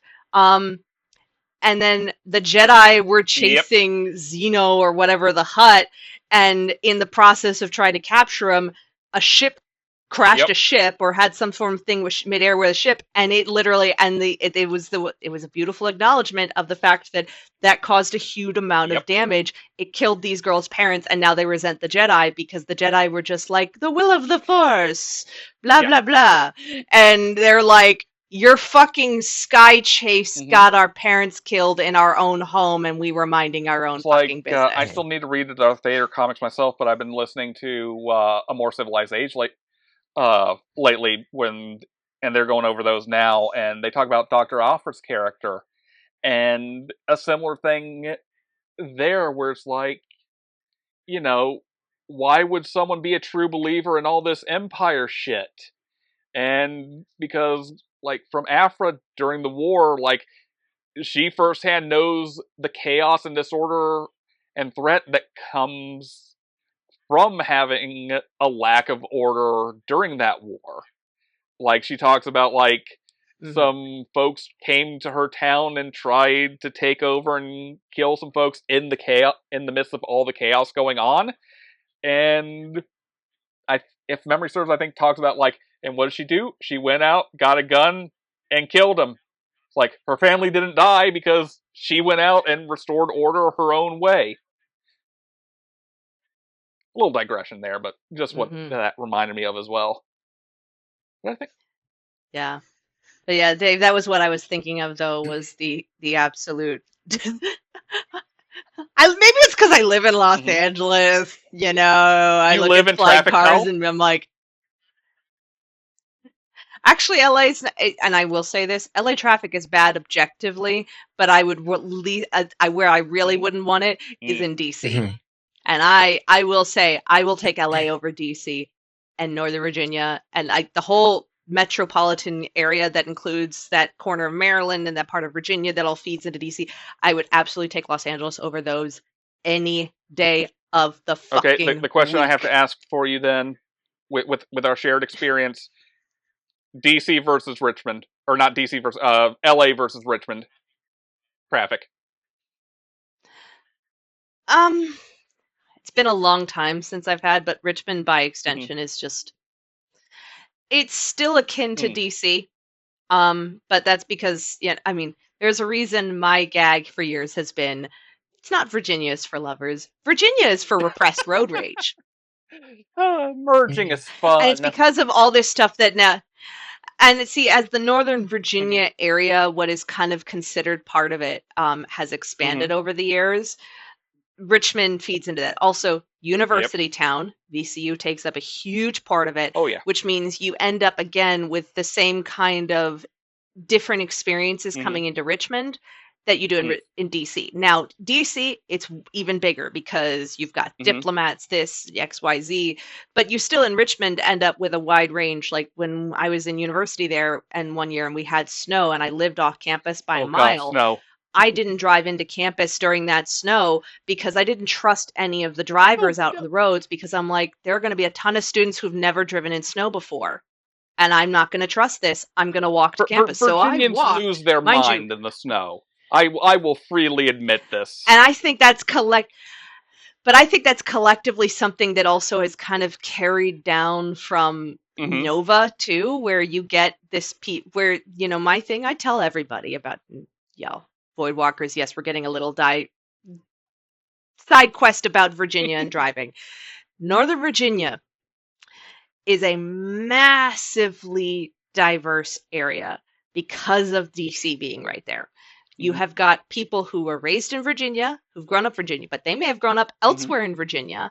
Um, They could be from rural areas, they could be Mhm. from another city, you name it. You get people who have come from other parts in the East Coast, Mhm. who work and maybe even live in 3 hours away. You also get people who are from, because of it being the capital, DC being the Mhm. capital and being right there, you get people from every corner Mhm. of this country, all in one city. Now add in everybody from around the globe who is there. Everybody who's there, whether they are military, contract, government, you name it, all of them meeting in a middle in Virginia's Mhm. climate. And it's an unhappy middle because all of these groups come from very different experiences learning to drive. You get people where traffic is 20 minutes for that one red light in the morning when the bus is there. And then you get the LA people who are, because we don't care. The LA is just like, I'm gonna get to point A to Z. Every day people get up though there. The mindset ends up being though is Mhm. every day people get up going, there's not going to be traffic. My days, I think today's going to be a great day. They get on the road, discover traffic, and they're all pissed because it's like some brainwash happens overnight where everybody forgets this is fucking Northern Virginia. Traffic is constant. We've got like 2 highways, which means if there's an accident on one, the entire area is Mhm. fucked. And by the way, half of these people, and by the way, everybody here comes from completely different experiences. So, oh yeah, there's people going under the speed limit in the left lane, and you're sitting there going, move the fuck over. And then there's people zipping up past you, and it is all meets in an unhappy You see middle. that? And nobody is happy. Everybody's angry, and we Yeah, all because are that passive aggressive about it. You can that's feel the the nice thing tension. about Central Virginia, because the left lane is everyone is doing 80 fucking miles an hour in the left lane on an interstate. Does not matter which one it is, Oh, see, they are going to get up to 80, and some of them will go 90. I promise you, some of them will go 90. I have seen it. Uh, yeah, well, I mean, trust me, before they didn't used to manage 81, and there was a point Hmm. when I was learning to drive, even though I was driving all these other highways, my parents were like, "No, we're not going to let you drive on 81 because getting sandwiched between five 18-wheelers all pushing 100 in a 75 mile Oh an hour god, zone." that's terrifying. But hey, Mhm. It was before they patrolled you know, 81 you know quite as what? much. But You know what I still sci-fi say feature I would Central like though? Virginia. It's only until you get to the really rural is where it starts to What get sci-fi better. feature I would like though? The What? sci-fi future where we actually have like functional, interconnected, high-speed rail in this goddamn country. That would be nice. High I, speed rail would be I great. was And I reminded of could come. that mainly from You all could come to me, and I could go yes, to you Yeah, all. and it's like be pretty quick. it's sort of like the times I've been up to DC, for example. It's not high-speed rail, but my tactic is, I'm not going to drive in and around DC. I'm going to find the parking for the station nearest to me where the metro begins. I'm going to park there for the day, and then I am just taking the metro fucking everywhere like a civilized society. And DC's Metro, while it looks cool, is not even the Yeah. most civilized because the way they do pricing in it is Oh, such yes. bullshit because it literally, the cost changes depending on where you go. So it's the Yep. most confusing fucking shit ever. And I say that But having at least it's a grown up fucking with it, functional whereas I'm like train. yeah, it is. It's a fucking functional train. Which makes it still a million times better. But hey, I grew up Hmm. around DC and I don't like driving in DC. DC is the one city where I went to, like where I've been in, where I was sitting there in the car. I wasn't even driving. My friend was driving. This is when we both interned Hmm. on youth staff at our church. And it was a day off, and everybody was supposed to be going to a cookout at one of the supervisors' homes. And he lived over on like one side of DC. When I tell you, we ended up somehow passing the Australian embassy Oh, 3 times. We were trying to find this one turn that it didn't make sense because we could not find this street because it turned out the street was like turn here, but then you're going to actually have to do this and then turn again here to still be on the street. We were literally like, the next time we pass the Australian embassy, we are turning the car around see, and we're going to that's go the have other Starbucks nice thing together. about DC is And that that it's just at happened least at that point. somewhat functionally pedestrian friendly.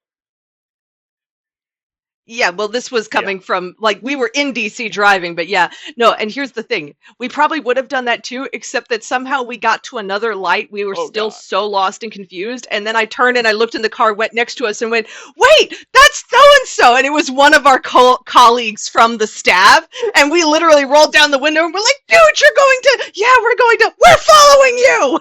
And that's what we did. Because otherwise we had no idea. It was literally the most clusterfuck of, like, you were supposed to go from here to here, and instead of it being like here to here, you had to do some weird, like, diagonal jog over and around that was not on the directions at all. Oh, man.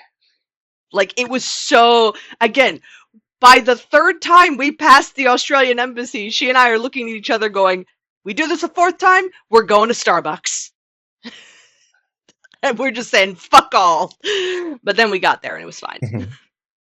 But welcome to driving in DC. It's like, if I could, Now that we've gotten if I can challenge, if I can Yeah. channel McCoy, but you know what?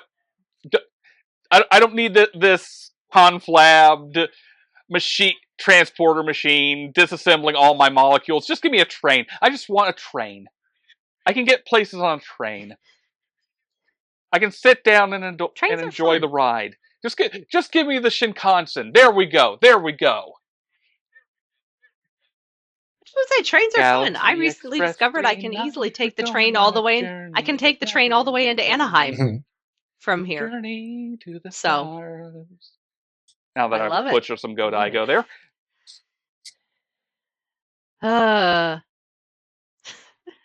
I think E and I have been going. Dave, what are your thoughts so far with this? I know E and I have been kind of bouncing back and forth on Star Wars and Yeah, Star Trek. I'll say I forgot the question. What was the question? Oh gosh, it was so long ago. Well, there's a paraphrased version of the question in my notes. Does science need sci-fi to advance? There we go. Does science need science fiction That's to where advance? we were. There's the paraphrased version. Yes. I don't think it necessarily needs it, but I think it can expedite it. I agree with that. I think that ideas, because coming back to things like cell phones and whatnot, oftentimes a lot of science is more logical, analytical type thinking. When creative minds, as in like novels, movies, shows, stuff like that, imagine things, just make shit up, right? Whether it be because, well, we need to be able to get our officers and stuff on a planet from our spaceship. How do we do that? We can't afford to make a shuttle. We can just move them there. Okay, but how? What does that look like? Laser beam them down, right? And then it turns into a teleporter, and you have all that, right? It pushes the imagination, and through the imagination, in creative ways, seeing it expressed in things like novels and TV and all that, video games, etc., can give inspiration to actual scientists and people who work in those different arenas, brand new inspiration they would have never otherwise gotten that they can aim for. And through that, it accelerates innovation and accelerates technology and broader thinking and opens up a whole fleet of options and avenues that we never would have otherwise gotten, at least not as early as we've gotten them. So I don't think that it's necessary, but I think it accelerates it. In a way, would you consider it like a stochastic version of the division of labor in a way? Kinda. Like it's not organized, which is where the stochastic aspect comes in. But it's a bunch of people. Like, in a way, it is us working together as a society to envision the possible that others in society may not have realized. Yeah, and bringing our diverse experiences together. And I was gonna say, I was gonna say, and I think there's an element of, my brain was boiling it down, of what do you need for scientific advancement? Curiosity and imagination. Mhm. The curiosity to ask Mhm. why and how does it work, and the imagination to envision a world in which it does work, or a world in which Can we I have it. can I add a Which now I third to realize that? is circling back to a fundamental conversation. Yeah, Okay. yes, but let me just finish my thought of that. Now it has me circling back to a fundamental thing that we teach in the work that I do, about Mhm. teaching people to lead with the dream. It's not just enough, it's not necessarily enough in communication if you can say, here's the world we're at, but if you can get people on board with, what if we had the Mhm. thing we wanted to have? What if we could do the thing we want to do? And this is what the world we could see. It's the dream, the inspiration, but now here's the problem we face, therefore here's how we're going to solve that. And that is fundamentally why the dream is so important in communication. Sorry, Mhm. side thing. I Yep. live and breathe this stuff. This is like my actual Yeah. job. So go The ahead, E. third thing I'd say, especially, and this is touching on the real life politics at the moment, especially in these fields, is the resources. That includes funding. That Yeah, includes on the materials, and practical end, like yes. as some in our audience may have heard about, like there's a lot of stress going on right now in research universities about, are they going to keep their funding for things? And there's a lot of talk that, like, if Hmm. the funding goes away, if the government support goes away, like, it's going to have a global effect on scientific research, because that shit will just disappear. The research will not be able to be continued. It would take years to start back up, depending on what projects and even what fields would be hit by this. So, like, a lot of. Yeah. We've already Mhm. seen the impacts in Exactly. medical research when Doge was Hmm. going through doing what they were doing last year. Fuck them for doing The that. special But the health. impacts it had on ongoing medical, yeah, on medical studies that were ongoing, where people who were part Hmm. of these medical trials were suddenly finding out, I'm not going to Hmm. get my treatment because this, Hmm. what's it that I'm part of, has just been canceled because they've just Hmm. cut the funding, and now I'm not going to get the medication that may or may not help me, Yeah, like, stay alive. Mm. and it's like Sort of thing. shit getting canned because, like, they don't understand what the word transgenic means, and they think they're sex changing mice is a thing literally happening with our government Hmm. right now. It's insane. Yeah. So, So, Which hmm is why we do, I like, in my hmm job, why it's critical work hmm that we do, and the folks that we talk about come to us, and universally the response to generally hmm is, we need this. We need this because we know our ability to do things that will hmm benefit humanity, that will have a net hmm benefit for mhm. humanity. We're at risk of not being hmm able to do that. And why, when we yeah. could save lives doing this? If what we're doing can say, hypothetically, if what we're doing can say, reduce the number of people dying from X, hmm Y, or Z cancer, but we're at risk of not getting the funding because somebody doesn't understand, is hmm basically drawing their own conclusions and says, oh no, what you're hmm doing isn't necessary, then how many more, yeah. how many more people unnecessarily need to die when what we could Yeah. do could Yeah. help them? Mhm. And, on the flip side of this, like when we're talking about science fiction and literacy and STEM fields, and, the amount of power wielded by people who are, let us say, they are rich, dumb assholes. It's like, I think we'd be remiss in this topic today if we did not uh at least bring up the memeified phrase, "We've invented the torment nexus," from the hit beloved novel "Don't Invent the Torment Nexus." Like, how many people like, how many wealthy assholes out there who are like, I'm going to invent the terrible thing from the sci-fi novel I grew up reading, where the terrible thing was actively terrible in there. But somehow it won't be Yeah. terrible because Mhm. I'll benefit from it. Yeah, what was it? We've created this that special fancy drive that allows us to fold space to get from point A to point B. But by the way, when we fold space, apparently we pass through a hell Yeah. dimension. I see where you're going with that. So maybe we shouldn't fold the space. You knew it was Yeah. gonna go there. We You knew. You every knew. episode But has you to have a know, blood orgy. if all That's what the I rich still like assholes, the Alcubierre drive. That is an interesting thing if to me. if all the rich assholes were to form the event horizon Mhm. and get on board and leave, I wouldn't care. Can we leave them there? I was gonna say, if that was the case, then I wouldn't go looking for the event I wouldn't horizon. either. Because the whole premise of the movie is we hear it transmitting. We're gonna go check it. I'd probably be like, is it making any? Let's just scan it from afar to make sure it's not causing problems, and then just ignore it. Can we train? Can we train? Is it making issues? Can we train Nah. nuclear warheads on the event horizon? Yes, do it. Do it. Do it. Do it. Yeah.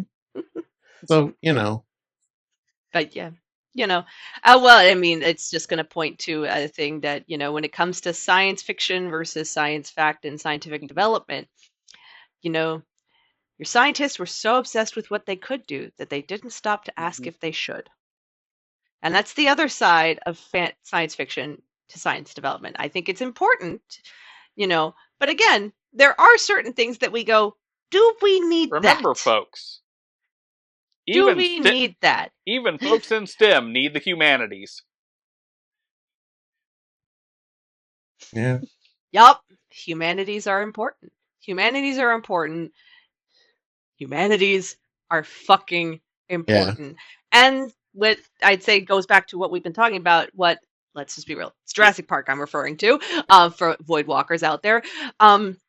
What Crichton hits on with that is very much what we've talked about here, of the nuance of fiction versus what happens in reality. And Crichton is actually hitting on that, of the nuance of that's a great fantasy, but here's the reality around it. Of, okay, great fantasy, and scientifically you figured out how to create a dinosaur. Now you have a That's a fun dinosaur. development. Should you be making the dinosaur? Because look who's controlling who makes the dinosaurs. The rich asshole who just wants to make money. Guys, I'm referring to the books here. Hammond is a shithead in the books. Yes, in the movie, he's a sweet old man. In the books, there is straight up a chapter. He's a shithead in the generally movie. A sweet old, but not to the extent that he's. When I say he's a shithead in the books, he is really a shithead. In the movie, he's at least worried about his grandchildren. In the books, he literally is like, I want to make money. There is a whole chapter in the books where he is talking to Wu, and Wu is sitting there listening to him talk about science for the betterment of humanity doesn't make money, and that's not what I want to do. Scientists go create the thing, but then they don't have any control over it. He literally talks about how somebody creates a cure for this disease, but because of government regulation, you can't just slap any price you want on it. But why shouldn't you be able to just slap a price on whatever price tag you want on it? You made it. You deserve to make the money. That is literally this guy's premise: is he wants to be able to slap whatever dollar sign he has on it to Do y'all make hear the money people he singing wants. the songs of angry men?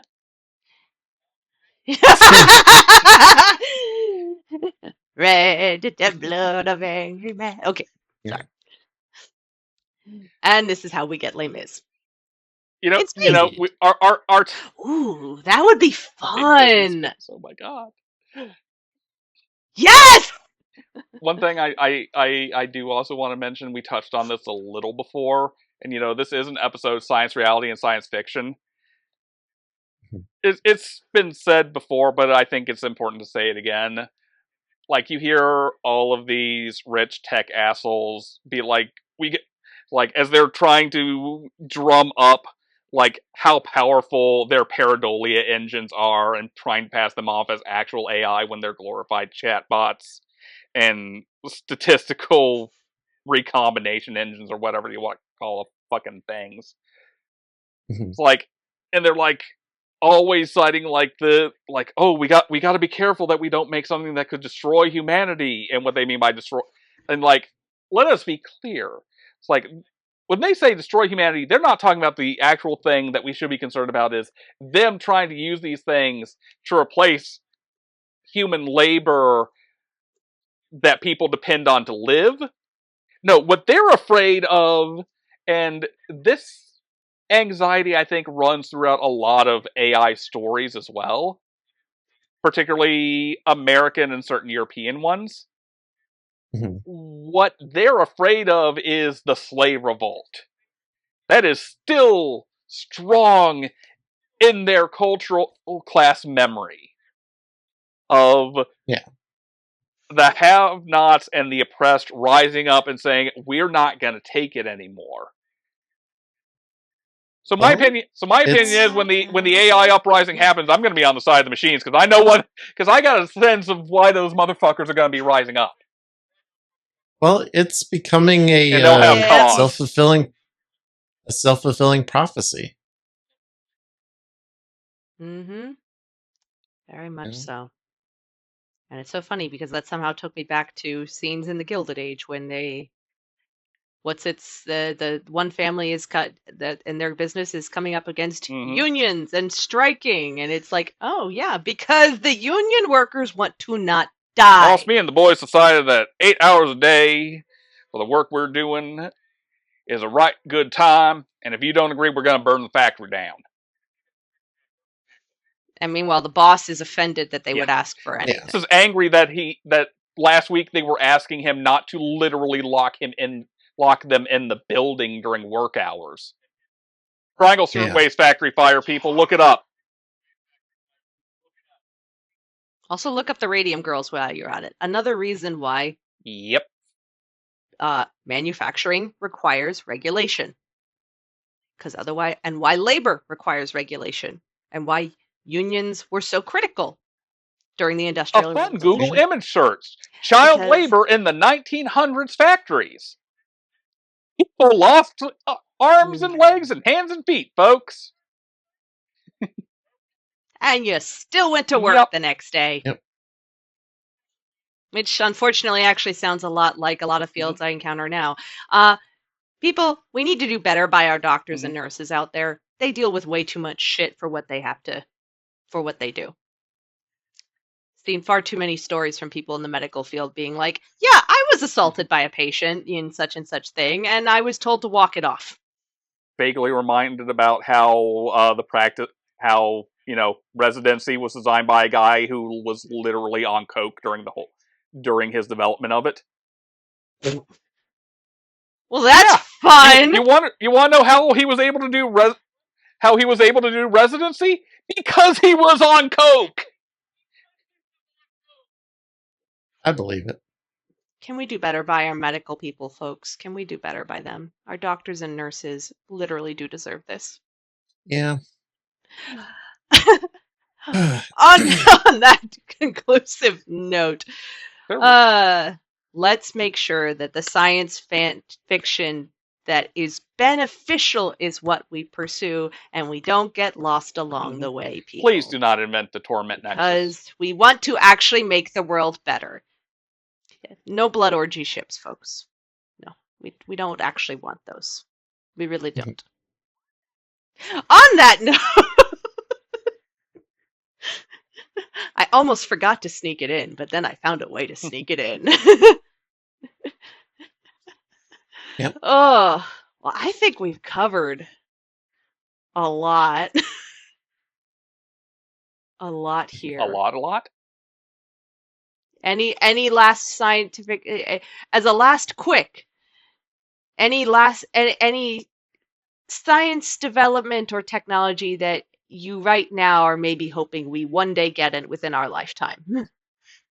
As much as we've talked about the delusions of the wealth set and their vision of AI, there is a romantic part of me that does like the idea of like, what if we could actually make legitimate artificial general intelligence, just in the sense of like, I don't know, I'm mixed on it because it's like I think there's a part of me that it's like, the reason I can think of it is humanity wouldn't be alone in the universe in a way. But then Hmm. countering that, is humanity truly alone since we still already have humanity? So I don't know. I'm mixed on it. Hmm. On another thing, That's fair. I That's would not fair. mind more You brain machine interfaces that would say, I'd like to be able to type shit without having to type with my hands. That would be very handy.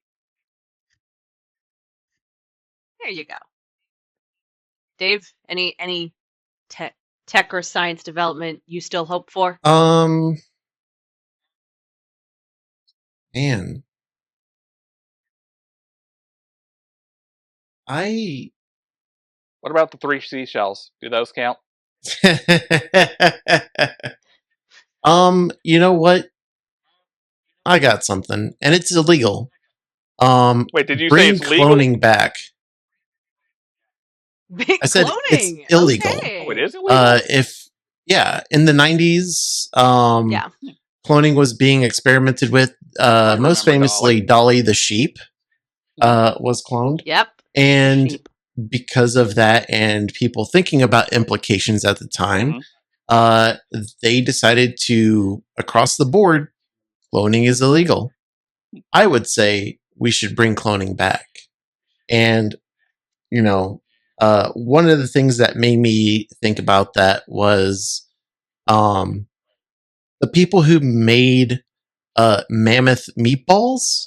Like they made a mammoth meatball Mhm. out of some of the DNA that was found from mammoths that they were able to acquire, and they were like, "Yeah, this thing is amazing and delicious." Though Okay, I don't think anybody ever really tried it. just one note. As for, Um, at least human cloning is not legislated at the federal level in the United States, at least. There is apparently hmm, state legislation, though.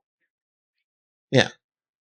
So my point is like we can bring back various things, which I know it's getting into Jurassic Park territory very Mhm. quickly with that thought and Hmm. wish. But um, I think there's some interesting things that could be done with that. Things like Hmm. you know food sources, depending on how There is a world. we can make it affordable. And that's a trick too, Yeah. because people will see that and go, we should make money off that. You know what? No, I'm going to change my mind.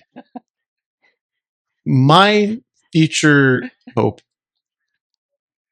For a bit there, Dave saw the torment nexus dissolve forming. money, all money Mm. gone. Money, no matter, no more. What Buy about gold money. plated latinum? No, no. Precious metals, that whole scam goes away. Money goes away. No money. I mean, No money anymore. if you want to devalue gold, I got an idea for that. Might take a little trick on the landing or two, but there's some ways to devalue gold. I'd love to hear that. I But mean, There's gold in them yeah, darn like asteroids. let's bring about the future of Star Trek by getting rid of money. Do we need the mhm. eugenics There we wars of go. World War III first? Um I'd rather not. Just for the societal damage that would do to many people. If we can get there Without the Passadism? without the mass Yeah. extinction event, you know, just saying, you know, I don't know if but y'all yeah, heard that, but I think Miles no more agrees. money. just say So that's mine. What more about you, money, Liz? no money. Ah, well, yeah, I have to admit, I may be a little bit of a Murphy's Law like Dr. McCoy and some of the other Star Treks about transportation. So teleportation is a little bit like, that's a little bit terrifying. But I would like to see mass, environmentally friendly, so green, mass transportation. Let's do away with this obsession with needing to have personal vehicles for every little thing. And instead, my technological development I would like to see is mass transportation, like connecting every country by like using bullet trains to connect this country. Because why? And again, and on the level of mass public transportation, allowing people to be connected to each other at a commodity level, not at a luxury level.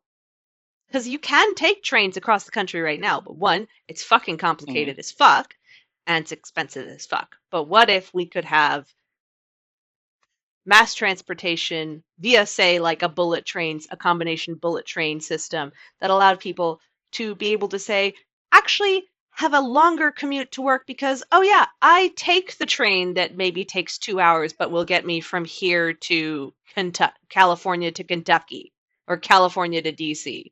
Okay, maybe it's a little unrealistic to say 2 hours, but still, if you could have something like that where it was connectivity on a level that allowed people to be like, oh, I can be connected to my family on the other side of the country.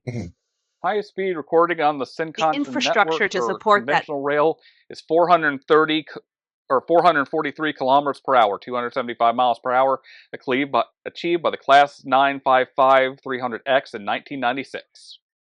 1996, people! 30 fucking years ago! So we have the speed down.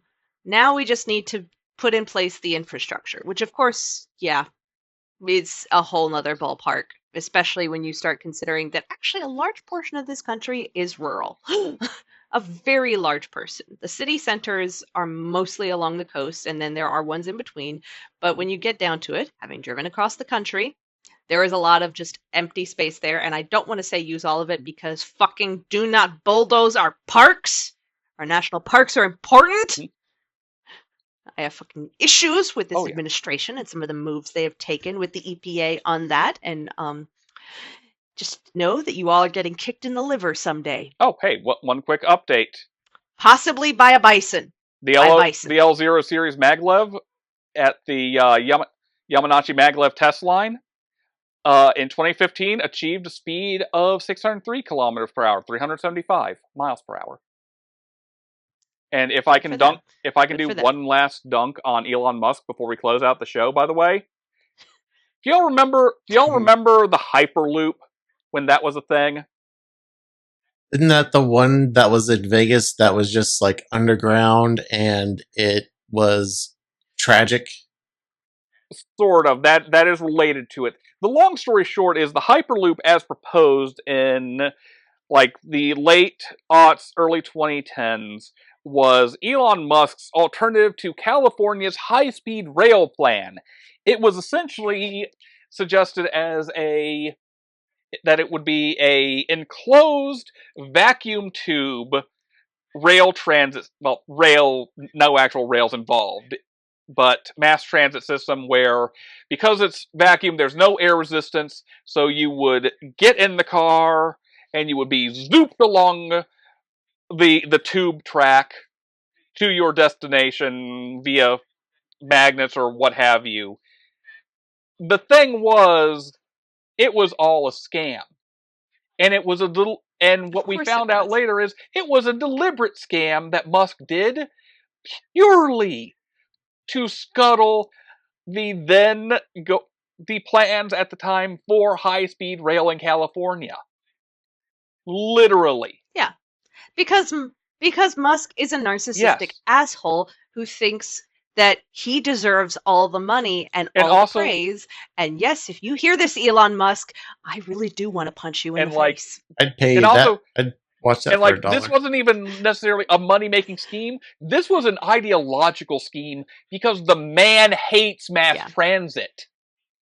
Hates it. Because it's economically helpful to the masses. And because we're talking about a man who's passed into trillionaire zone, and if he was actually taxed proportionately, basically, if he was actually taxed proportionately, like the wealthiest individuals who are still paying a proportionate tax, that tax alone would barely put a dent in his wealth and could literally bolster our economy massively for like the next 10 years. Also, Yeah, the other but thing, his money. And that is like a fraction. also the other thing to Yeah, remember because too is none of that shit's liquid. Because he is Scrooge. So much of that shit is Yeah, just and fake. because it's imaginary money. Yeah.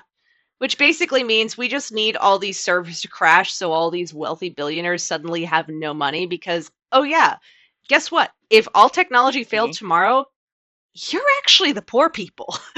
Maybe Tyler So we're Durden pulling had a Fight point Club. after all. I'm liking Dave's future with no money. Yeah. But what will I do? More and more. Where's the Well- challenge? The challenge, Mr. Offenhouse, is to better yourself, to enrich yourself. Yeah, but these people don't have the media literacy to No, they understand do what not. that means. They don't care about having We're the talking media about a class of literacy. people who pay other people to get high video game scores for them. Yeah.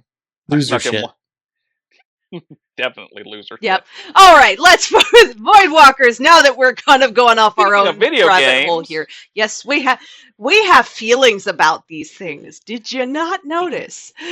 Alrighty. I'd say eat the rich, Well, on that but I note- think they're pretty stringy. Yeah. At least strung up on ketamine. Anyway, so Liz, where can our I was gonna say, Voidwalkers that's find not you? good. That's not good meat. I'm sorry, Dave broke me. That was a good one. That's okay. Dave may have broken me a little bit too right there. But then again, we're already broken. Where can y'all find me? I can be found on twitch.tv/Lady Hyacinth 57. That is Lady Hyacinth 57. And no, I did not pick Hyacinth for Bridgerton. I had been going by Hyacinth since long before Bridgerton was a thing. Maybe it existed, I have no idea, but it was not a thing in the mass audiences. So, that's my excuse. Literally chose it for the flower. So, I do play a lot of Resident Evil on there. A lot, but also some other things. So, by the time this episode is out, I'm not quite sure what I'll be playing. I'm definitely not continuing with Poppy Playtime since I found out that what I bought was apparently what I thought I was buying, the base game, was apparently not.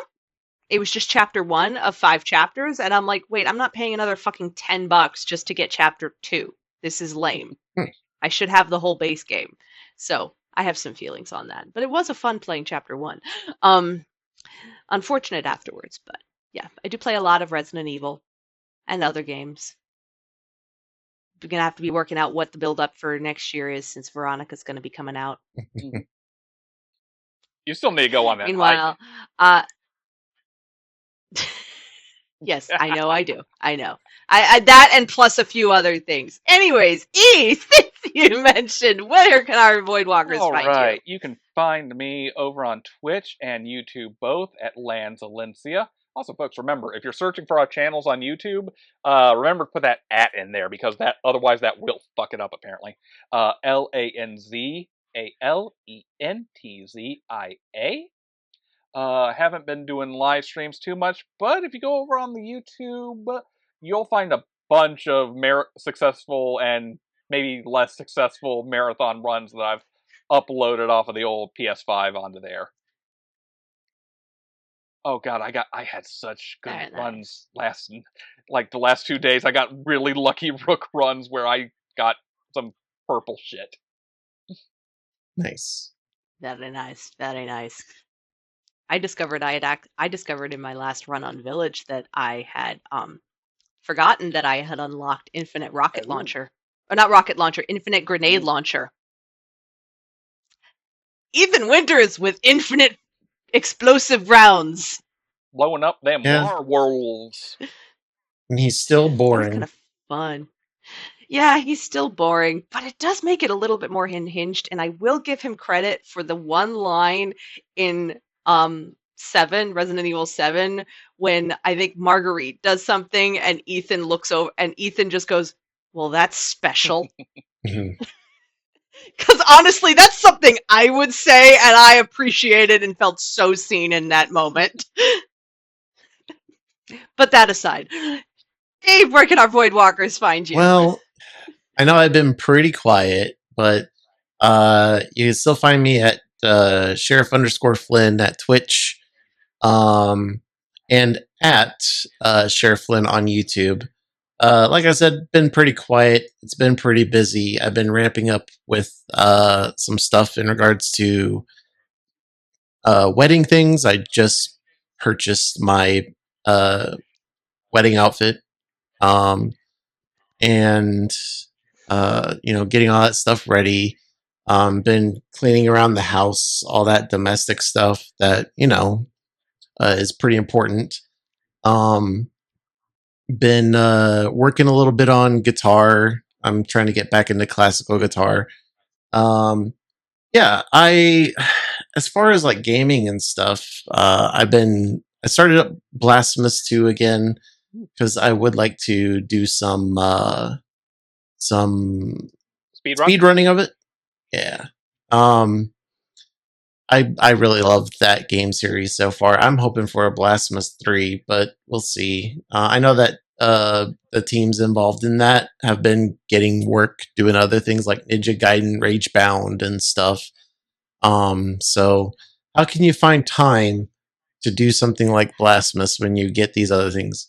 Also, they've been working on Blasphemous the board game. I Ooh. for a birthday present, I bought a copy. So it should be, when is it supposed to release? I think it's supposed to ship in like September, something like that. I'm gonna be curious how that is. Yeah. But other than that, I've been slowly working on writing here and there. I got a couple projects in the irons for that. It's been pretty busy. So it's been between all that and spending time with my fiance and everything. Like it's been really hard to find time to stream. I'm finding That's fair. and That's fair. I don't regret a bit of it. I don't know what that means as far as a future for me in streaming, but right You now, don't regret it. To me, that's a good sign. Yeah. That is a good sign. Yeah, I wouldn't. You're doing you. You're listening to yourself and what your needs are. You're listening Yeah. to your You're ghost. living your life and enjoying it. I wouldn't exactly, and I wouldn't trade it for the world. I love my fiance. So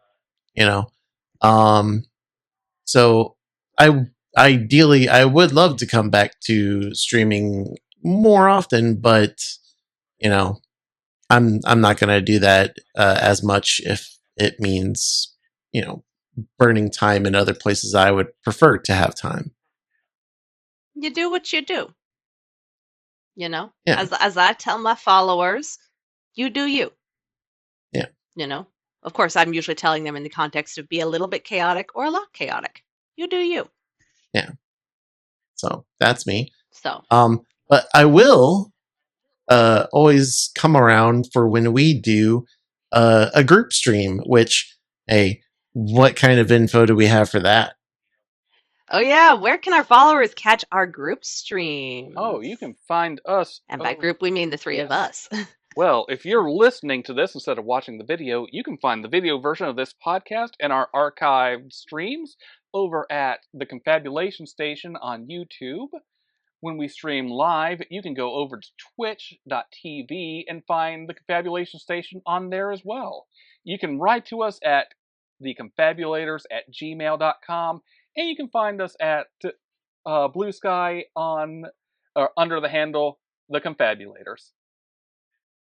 I think and don't forget, you can also rate and leave a comment. Leave comments on any of our stuff. We welcome that. If we're in a live on Twitch, drop in on chat and say hi to us. Yeah. And hey, we don't bite much. If you're watching the video, and don't forget to email. Yep, please email us. We would love to read it and read it on the show if we have some emails to read. But also, hey, unless you're a dick, then we aren't going to read it. And also, one last thing. What was it? Just on the tip of my tongue. And it's gone. It's gone. Blood orgy? Not blood orgy. Blood Not orgy. blood orgy. It's going to become the new silence breaker. Awkward silence. Blood orgy. Yep. I should do that the next time I'm in a conversation and an awkward silence comes up. Just blood orgy? Blood This is how orgy? you get sent to HR, folks. Ugh. Yup. Well, folks, on all those notes, those final notes, Oh, you all right. know Now I where remember to now. find us. And hey, if you're watching the video version of this and want to listen to the audio version of the show, we're on your podcast platform of choice. Except for Pandora. But who? Because they had fucking weird paperwork, so we didn't do Pandora. Yeah. So if it's Pandora, sorry, you're gonna have to find another platform. But hey, Apple Podcasts, Spotify, Amazon, iHeartRadio, we're on all those. And also, we got the handy dandy RSS feed, so I'm trying to remember to. Which means we show up on plenty of other ones too. I try to make a habit now of putting the RSS link in there for folks, so. In the meantime, folks, thank you so much for being here, dear Voidwalkers. I lost my train of thought there. Brain just disassociated itself from all existence for a moment. Welcome to my world. Good job. Anyways, I'm Liz. I'm Dave. I'm E. If you don't know what a confabulator is, who can they ask? Our ghost. I like that. Or their ghost. Yeah. Ask a ghost. Ask a ghost. And if you're not sure where to find a ghost, go find an abandoned house near you. You'll probably find one there. Yeah. Or a business, or the basement at a business. When in doubt, basement business. Yes. Good places to find ghosts. Can a machine have a ghost? Why not? Yeah. Anyway, that's a good us. question. All right. Thanks for being here, folks. Until next time. Later. Peace out.